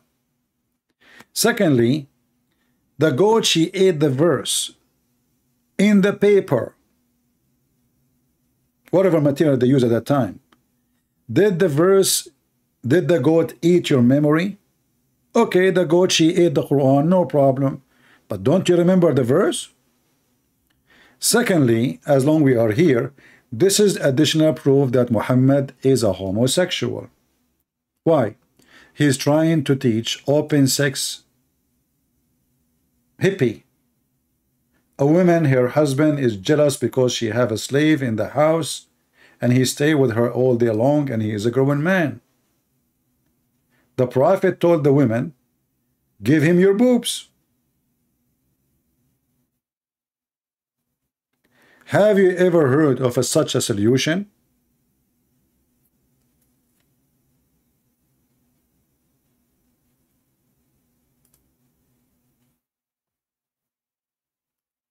You are jealous from your wife, or a man who see his wife, your wife alone. So now what we will say? Well, give him your boobs. And he claimed that Allah, as you see, it says 10-time breastfeeding for adult. Have you ever heard of a God? He sent such a holy verse that a man, he should suckle from a woman's breast 10 times in different 10 days until he is satisfied. And then what? Still he can have sex with her. Still he can marry her. So what the point?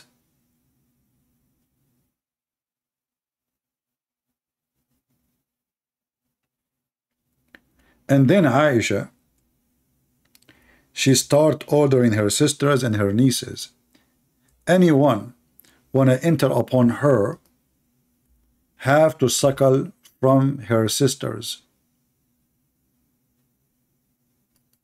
Can you believe it?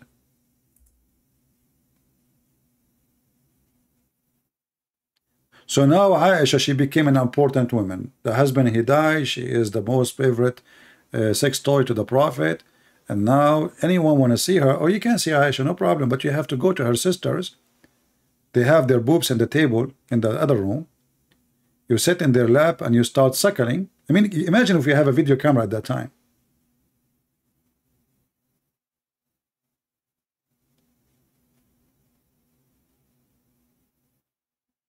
This is a story here of a guy. He wanted to see Aisha, but he did only 3 suckling. He did not have the 10, so he could not see Aisha. Bad luck. Man, you see, we are not lucky men these days. I wish we were alive in the time of Muhammad. You go to your neighbor, he said to you, you cannot stay with my wife alone. You have to suckle her 10 different times. So you choose a neighbor who his wife is so pretty, and you knock at his door. He said, brother, it is haram for me to enter your house when you are not here. So what about you tell your wife, brother, to suckle me 10 times? And because you are always hungry, you will never give up. And Muslims, how that will stop a desire of a man? Huh? How in the world that will do anything? Since when men, if a woman, she gave them her boobs, they will not get excited? In which culture is that? You know what? Your Prophet, he have special intelligence, and obviously he is trying to pervert the society. He's Satan. He's establishing a pervert society. So a woman, she have to wear hijab according to Muslim today, which is not in the Quran, by the way. You see, the Quran says, if we go to the Quran, you see the Quran order the Muslim women to cover their breast, which is very funny. He just ordered them to give their breast. So now we have to cover our breast, but we have to give them our breast. Chapter 24, verse number 31, it says that women, they should lower their gaze.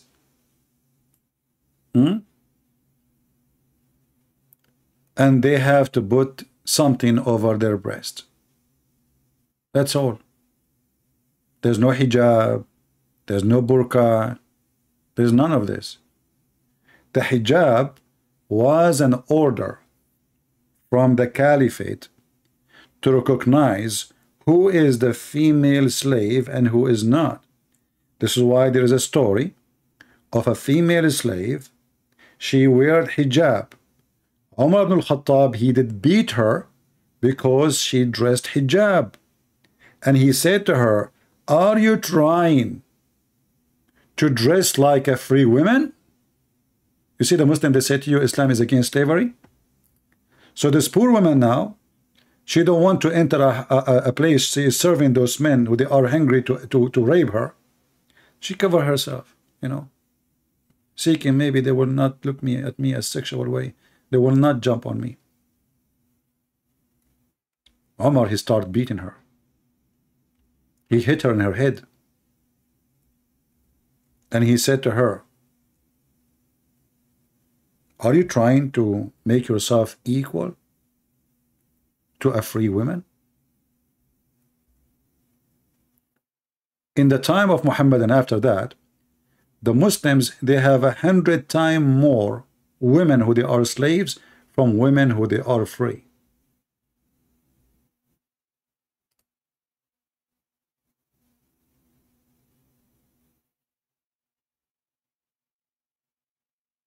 This is the truth.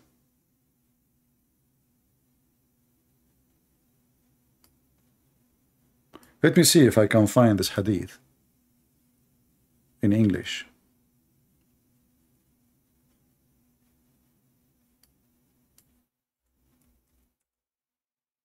I cannot find it in English, but we can find it in Arabic, and we can use Google translation.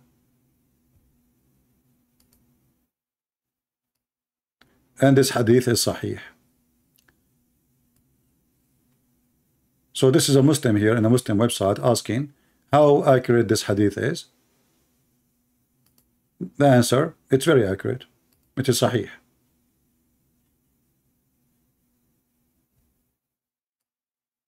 He did beat her, and he told her, are you trying to dress like a free woman? Are you?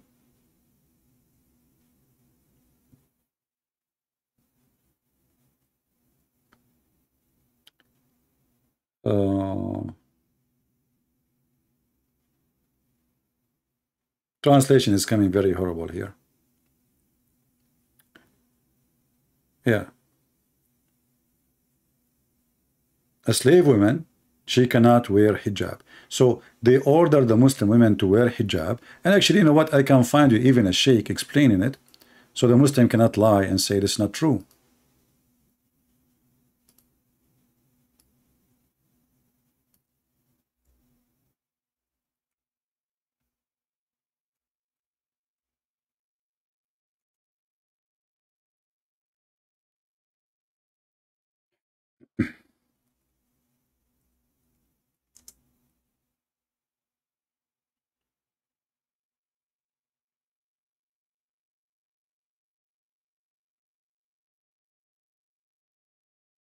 Trying to remember the sheikh name. Give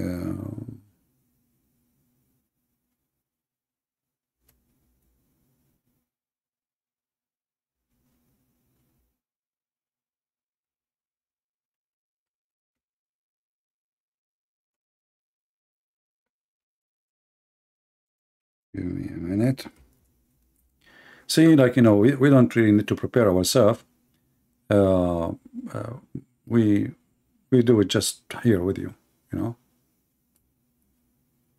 We just do things as it is.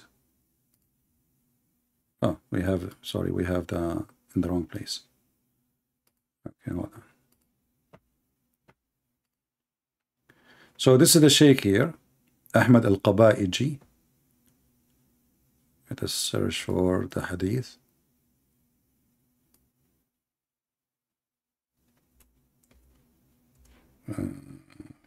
For the video.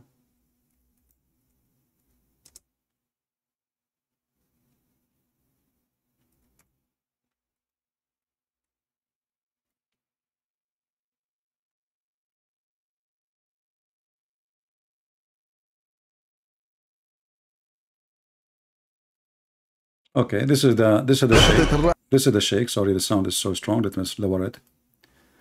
This is the sheikh, and he is sitting in the mosque, and they are asking him a question about the hijab. He said hijab is not in the Quran. The Quran says a woman, she have to cover her breast, chest. The hijab was an order from the caliphate, so they can discriminate. They can discriminate. They can differentiate who is a free woman and who is a slave woman, because you know the slaves were way more in number than the free one. Too bad they don't have like a translation for the video, so you can read it yourself in English. يدنين عليهن من جلابيبهن ذلك أدنى أن يعرفن فلا يؤذين. العلة موجودة، هذا الحكم منصوص العلة. كان راجع التفاسير. Actually, and he said to you, even the Quran mention why women, the Muslim women, they have to dress differently, so the Muslim men, the Muslim will not rape them. They will not hurt them, because Muslim, they have license to rape other women.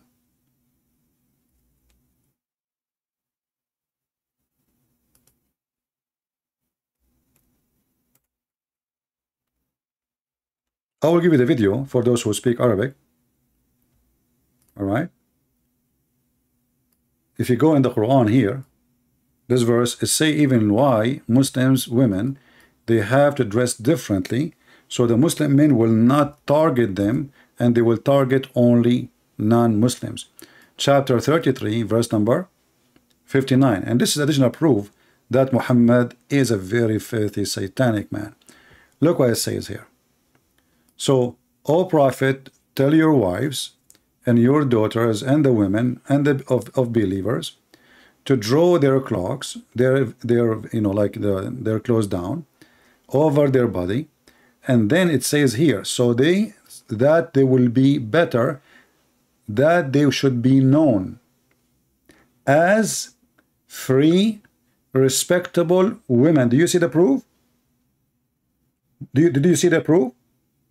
So what Muslim men they do, they force women who they are not free to dress like hookers. They cannot dress in a modesty. They are sex slaves. Muslim women, they never been ordered to have hijab, but their clothes, their dress code is different, so only just to be recognized from women who they are allowed to rape, so they will not be heard. Actually, here you see it says, so as not to be annoyed. What do you mean annoyed? Change the translator just to show you how this religion is evil. It doesn't say annoyed. They will not get hurt. I will change the translator. Very evil satanic cult. Look here, so they will be recognized and not be harassed. Do you see it? So the reason for the hijab, or sorry, for the Muslim code dress, so Muslim men, they can be pervert with only non-Muslim women. So when they see a Muslim woman, they knew her from her clothes, so they leave alone, and they will go after a woman she is not a believer. This is the chapter 33, verse number 59.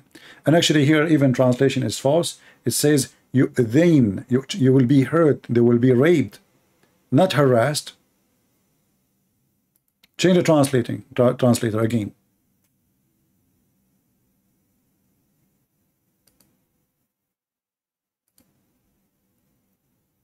Isn't it really enough to prove that this is satanic? Imagine if Jesus says, only if you see a Christian, a woman, she is not a Christian, you can molest her, you can kill her, you can rape her, and you know, you can do whatever you want with her. What kind of religion this religion is? Look, annoyed. Look at the false translation. We go to a different one, Maududi. What a coward man. Look at the translation here. So they will be recognized and not molested. Did you see it? People, do you see it? Actually, maybe we should make a video just for this, so people will learn the truth about the hijab and the clothing of Muslim women. Not because they are modest, because Islam is against modesty. Because Muslim men, they are encouraged to rape non-Muslim women.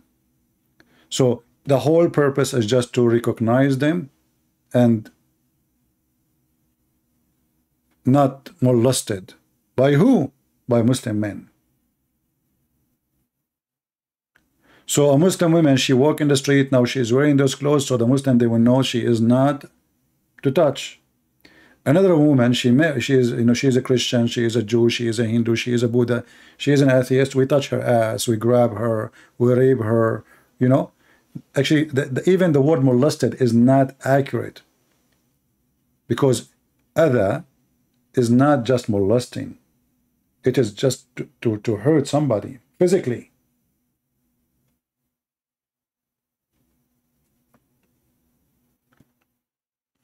And this is additional proof that Muhammad is the last one who can teach morality.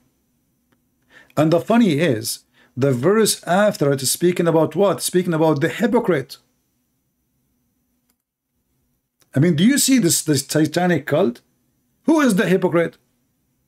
The man who is teaching his men. If you see a woman, she is not a Muslim, you molest her, you rape her, you touch her. You give her a finger, you lift up her skirt. Yet he claimed that he is coming to this earth to teach ethic.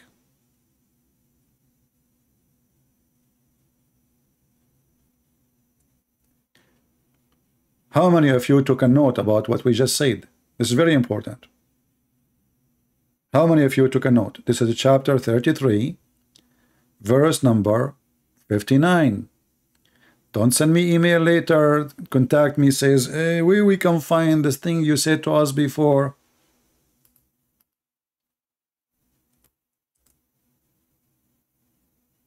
And here the link in front of you. And actually, this is a Muslim sheikh. I like him, by the way. I mean, I don't agree with him in many things. At the end of the day, he's a Muslim sheikh, but he have a little decency compared to the Muslims.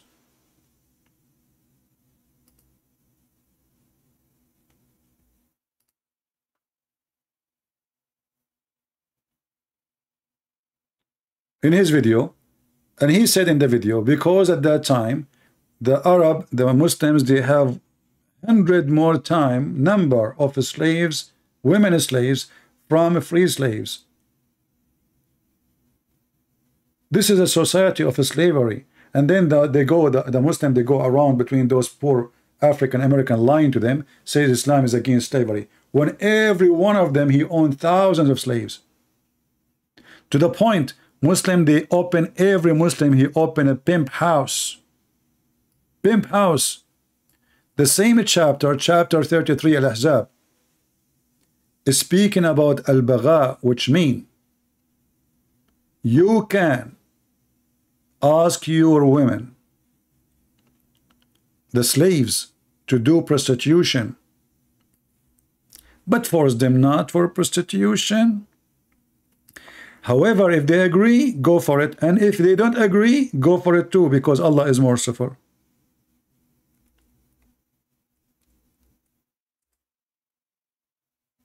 Actually, this is chapter, sorry, 24, not 33.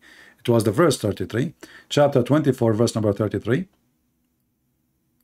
And those who cannot find match, they should observe their contents until Allah provide them. Blah. Look how decent is religion. And then it says here,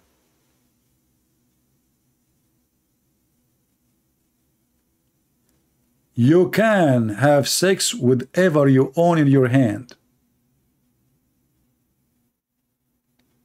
And then he say, and force them not, those who you slave girls, into prostitution if they choose chastity.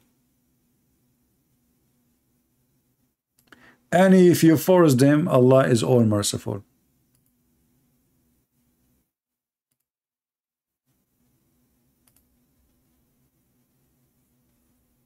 Do you see it? Do we have anyone here speak Arabic? So I can pause the video in Arabic. If anyone speak Arabic here, I will pause the video for you in Arabic.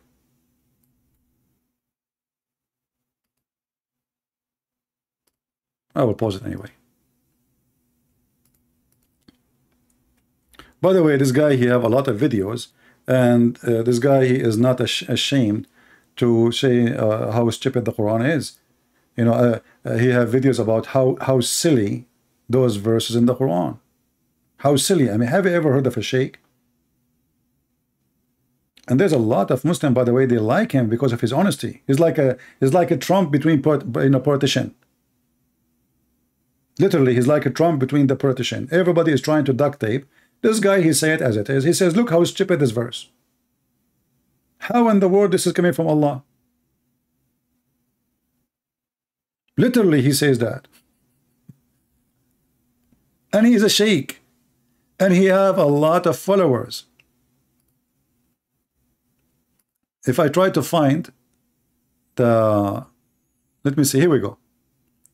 Look, anyone who speak Arabic, he will see right away what is the thumb of his video. Al-ayat al-sakhifa fil Quran. The stupid verses in the Quran. This is the name of his video. The stupid verses in the Quran.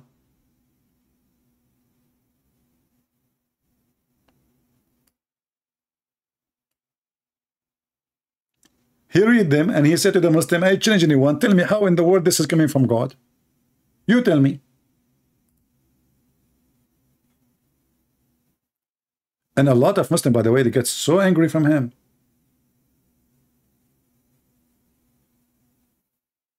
No, he's a Muslim, he's a Muslim. He's a Muslim. But he's like, let's say, he is just trying to use his brain. He is struggling with the truth. Like, how in the world this is coming from God? You know? If you watch his video, this one, you will die.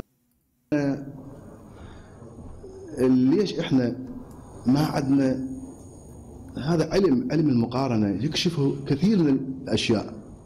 He's talking about the comparison science. Like, we have to compare, you know, and compare can make us discover a lot of things. Yeah, I wish I can like play the whole video for you, and you will love it. Yeah. So I mean, but very few of them they dare to mention what he mentioned. But as you see, it's true. Muslim women, they don't wear hijab because hijab is for modesty. Muslim women wear hijab so they will not be molested. They will not be raped. So the Muslim men, they will recognize who is a woman, she is a Muslim, so we don't touch her. And who is a woman, she is not a Muslim, so we can rape her. And I gave you the proof. Anyone remember what chapter we said?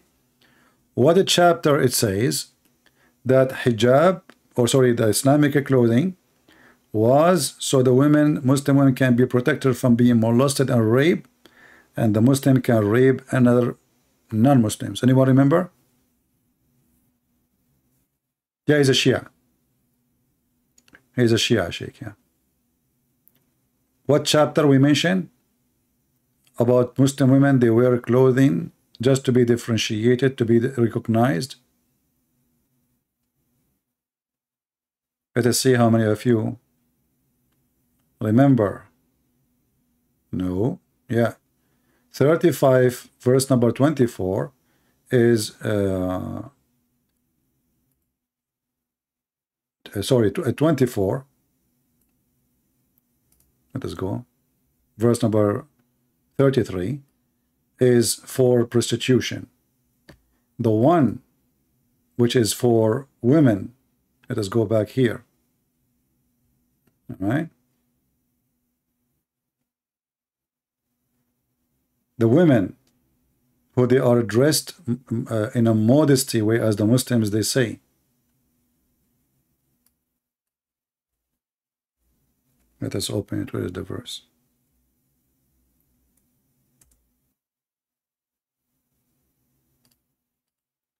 Chapter 33, verse number 59, where it says that you force your wives and your women so they will be dressed differently.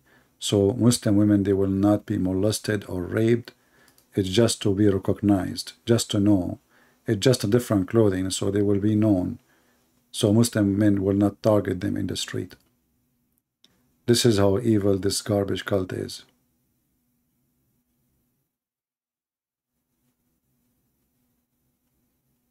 This is a chapter 33, verse number 59.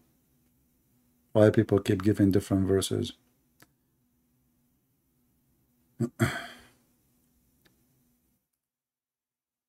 And you know, we can mention tons of stories about Muhammad, the naked Muhammad.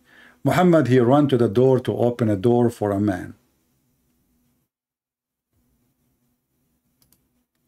Why Muhammad, he go to the door and he is totally naked to open his door? Let's say I have a delivery, I have a friend, I have somebody coming to my door. Can't I dress and then I go to the door and the man is totally naked, wearing nothing?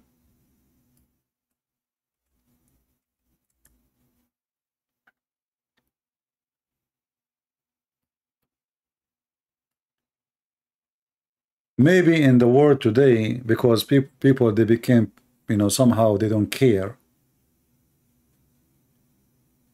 We live in a pervert world where everything is okay. And the other day I was watching like a live webcam in the street, you know. A woman, she stood in the street in the front of the webcam and she showed her breast. She took off she pulled down her shirt, showing her totally naked breast. So there's a lot of pervert, this is true. But we are talking about 1,400 years ago. You see, less than 100 years ago, the bikini was a long pant. And then the bikini or the pant or the underwear start shrinking and shrinking and shrinking and shrinking to the point they are not exist no more. But Islam shrink always. Islam have no bikini. Islam have no panty. Islam is nakedness. Read with me. This guy, he came to the Prophet. He knocked at his door. And he was not wearing anything. And if you read, it says it clearly that the man, Muhammad, he was totally naked. And the guy here is saying, this is the first time I see him naked and the last time. And then that Muhammad, he hugged him and he kissed him.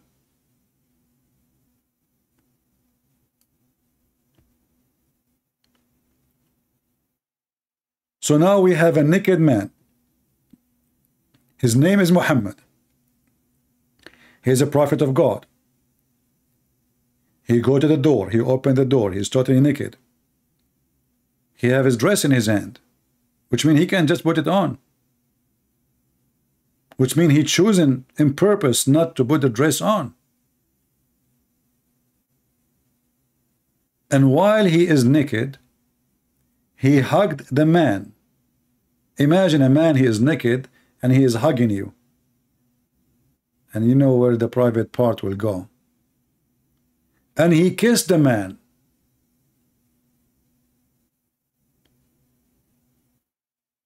And then they say to us, Islam teach modesty. What about a man? He put his chest, rubbing it with the chest of the Prophet. He turned his back on the Prophet, and the Prophet is holding him from behind, and his ass in the front of the Prophet, and the guy is rubbing his chest, and both of them, they are wearing no clothes. At least the topless. Is that what the Prophet of God does?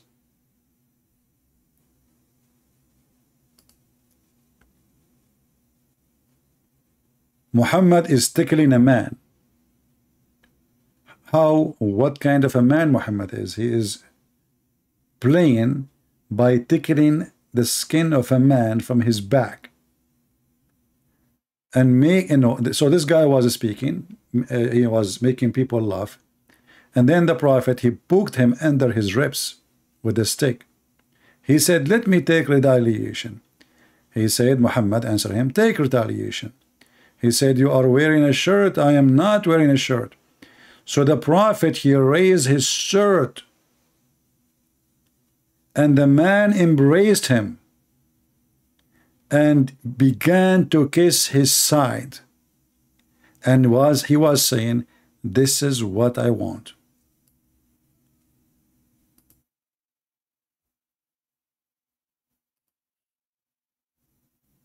This is what I want.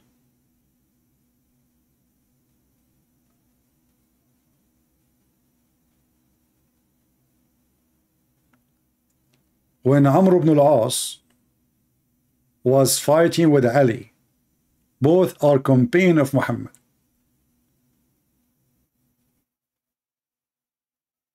Do you know the one who was ruling Egypt by the order of the Prophet, what he did? Anyone knows?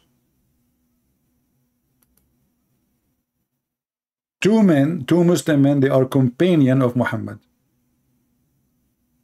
And they are fighting by the sword, which means one of them have to die. What the other one he did to Ali? He bent over and uncovered his anus. When Ali is almost going to kill him, Ibn al-As, he lift up his dress, showing his butt and bending over to Ali.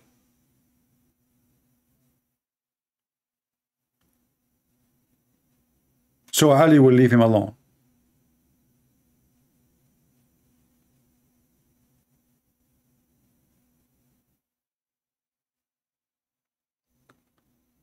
We mentioned before many tons of hadith.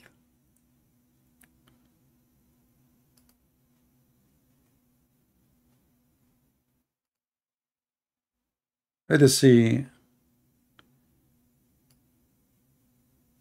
if we can find this one in English.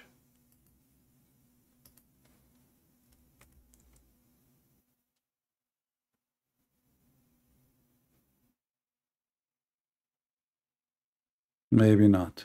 We can find it only in Arabic. This hadith is about Muhammad. Is the man is like rubbing his chest, rubbing his back with the chest of the Prophet. I mean, you can tell, you can tell how misery this story is.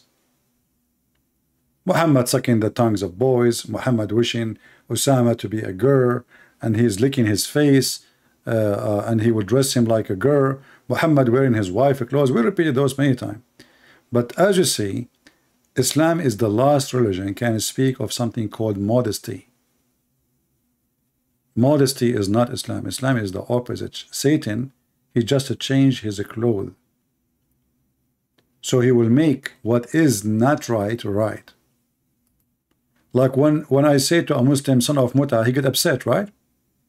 Why? If you remember once he said to me, you are a son of Muta. I said, what does that mean? He said, your mother is a prostitute. So your prophet,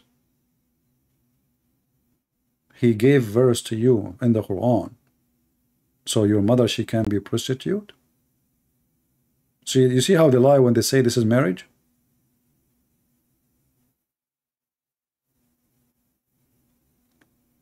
Let us see the hadith, one of them.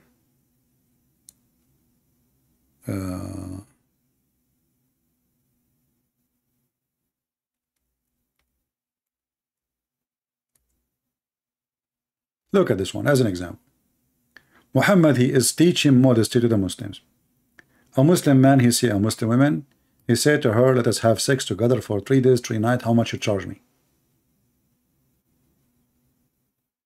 She said $10. They agree, they go to bed right away. No need for witnesses, no need for sheikh, no need for anything. It's a sexual contract. And yet the Muslim, they say this is temporary marriage. How in the world this is marriage?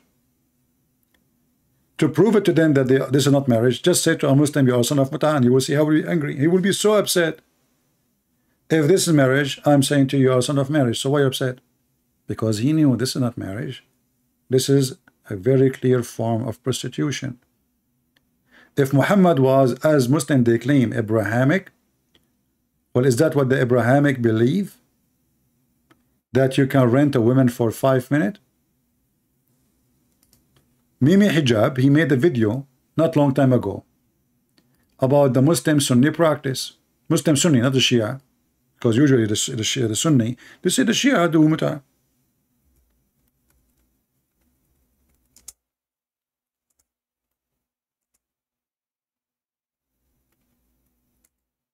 Muhammad Hijab, in his video, he spoke about how Muslim today, they are having sex, they are Muslim Sunni Sheikh, they marry a woman to a man for 5 minutes, 2 minutes. And I don't believe such a thing. I mean, 2 minutes, even if you're a rabbit, you will not finish in 2 minutes. This guy always exaggerate and lie. You know, when he have an enemy, he try his best to frame the enemy. This is his strategy. He's a coward, son of Muta. So here you will see Muhammad Hijab. Hijab. To do you and your friends, yeah, it's acquiesce to the fact that you guys are going around, yeah, marrying people for 2 minutes and 3 minutes and 5 minutes and 1 hour, 2 hours, whatever it may be. Salafis are always accused. Have you ever heard of a religion like this? And now we ask ourselves the question, was that halal or haram? Why are you upset? This is your religion, you coward. Did he say 2 minutes, 3 minutes, 4 minutes, 5 minutes, 2 hours? Which means the maximum Muslims in London, the maximum marriage is 2 hours. All you're happy to do, you and your friends, yeah, is acquiesce to the fact that you guys are going around. To the fact. People, did he say a fact? Did he say a fact? It is a fact, brother. What is the fact say? That Muslim men, they marry Muslim women for 2 minutes, 3 minutes, 5 minutes, maximum 2 hours. Yeah, marrying people for 2 minutes and 3 minutes and 5 minutes and 1 hour, 2 hours, whatever it may be. Salafis are always. This is Islam. And those are the Muslims exposing in their own laundry.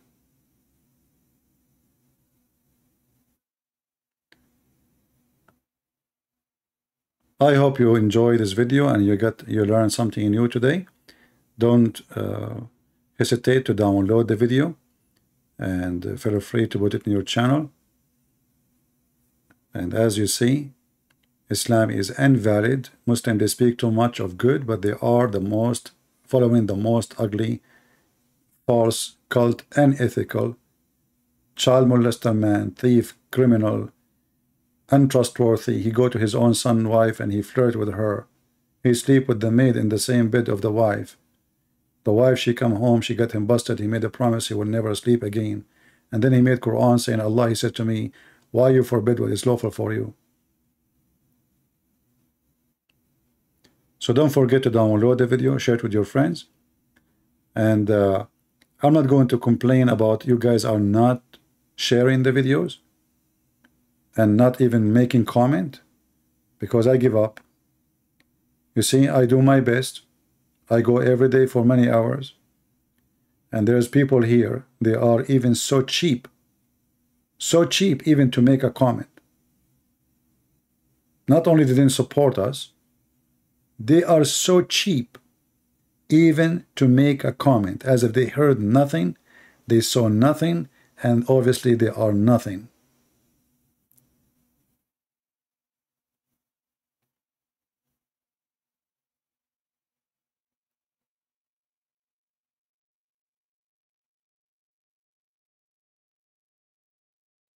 Can you talk about the Jewish Star of David? Arm, hands, and Nazi or Muslim create first? This is a different topic. We can maybe some other time.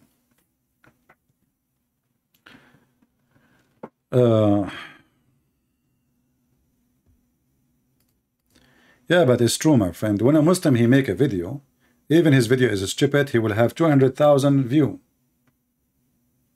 Our video is a treasure of information. And everything we say, it is in the screen. I never mention something without the proofs and the reference. Yet, if it's a Muslim, he make a video, the Muslims, they share everywhere. Even if the one they share his video is really a dummy and stupid. Here, this channel here, we have, I think this one we have 80,000, right? The other channel almost we have, maybe, I don't know, 90 something. So, it doesn't reflect. The number does not reflect. How in the world we have 80,000 subscribers? And then we end with a few thousand view and 100 comment.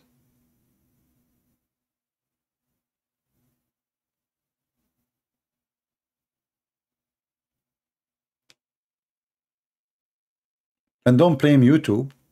I think we have to blame ourselves for being lazy and maybe careless. But remember, the one who is careless, those things will come back to you. This religion trying to take over your countries. They will change your law. They will change your tradition. They will force your life to be something else. So if you ignore it, you are just being ignorant. You are being stupid. I'm not fighting for myself. I'm the last one to be worried, to be converted, to be fooled. I know all their garbage, all their laundry in my head. I'm worried about your children and the future of your nation. If you don't fight this cult peacefully by teaching your children, by showing them how stupid it is, time will come and you will be so sorry and you will regret. I warn, and it's up to people to believe or not. And usually people don't listen until the disaster happens. Thank you very much for being here. May the Lord bless you all. And I will see you soon again. Christ is Lord. Islam is a scam. And Islam without lies dies. And we say to Muhammad in his grave, Happy Queer Day, Muhammad. Happy Queer Day.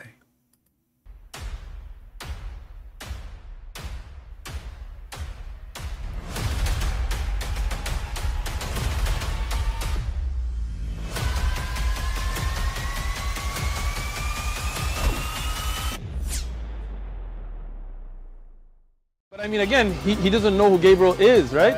Because he didn't come from an Abrahamic faith.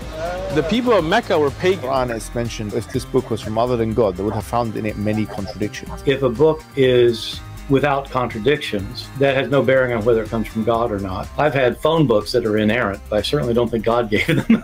That we believe without understanding. The brother asked a very important question, that most of the scholars say that listening to music, watching movies, and most of the television programs, they're haram. So how can we have fun?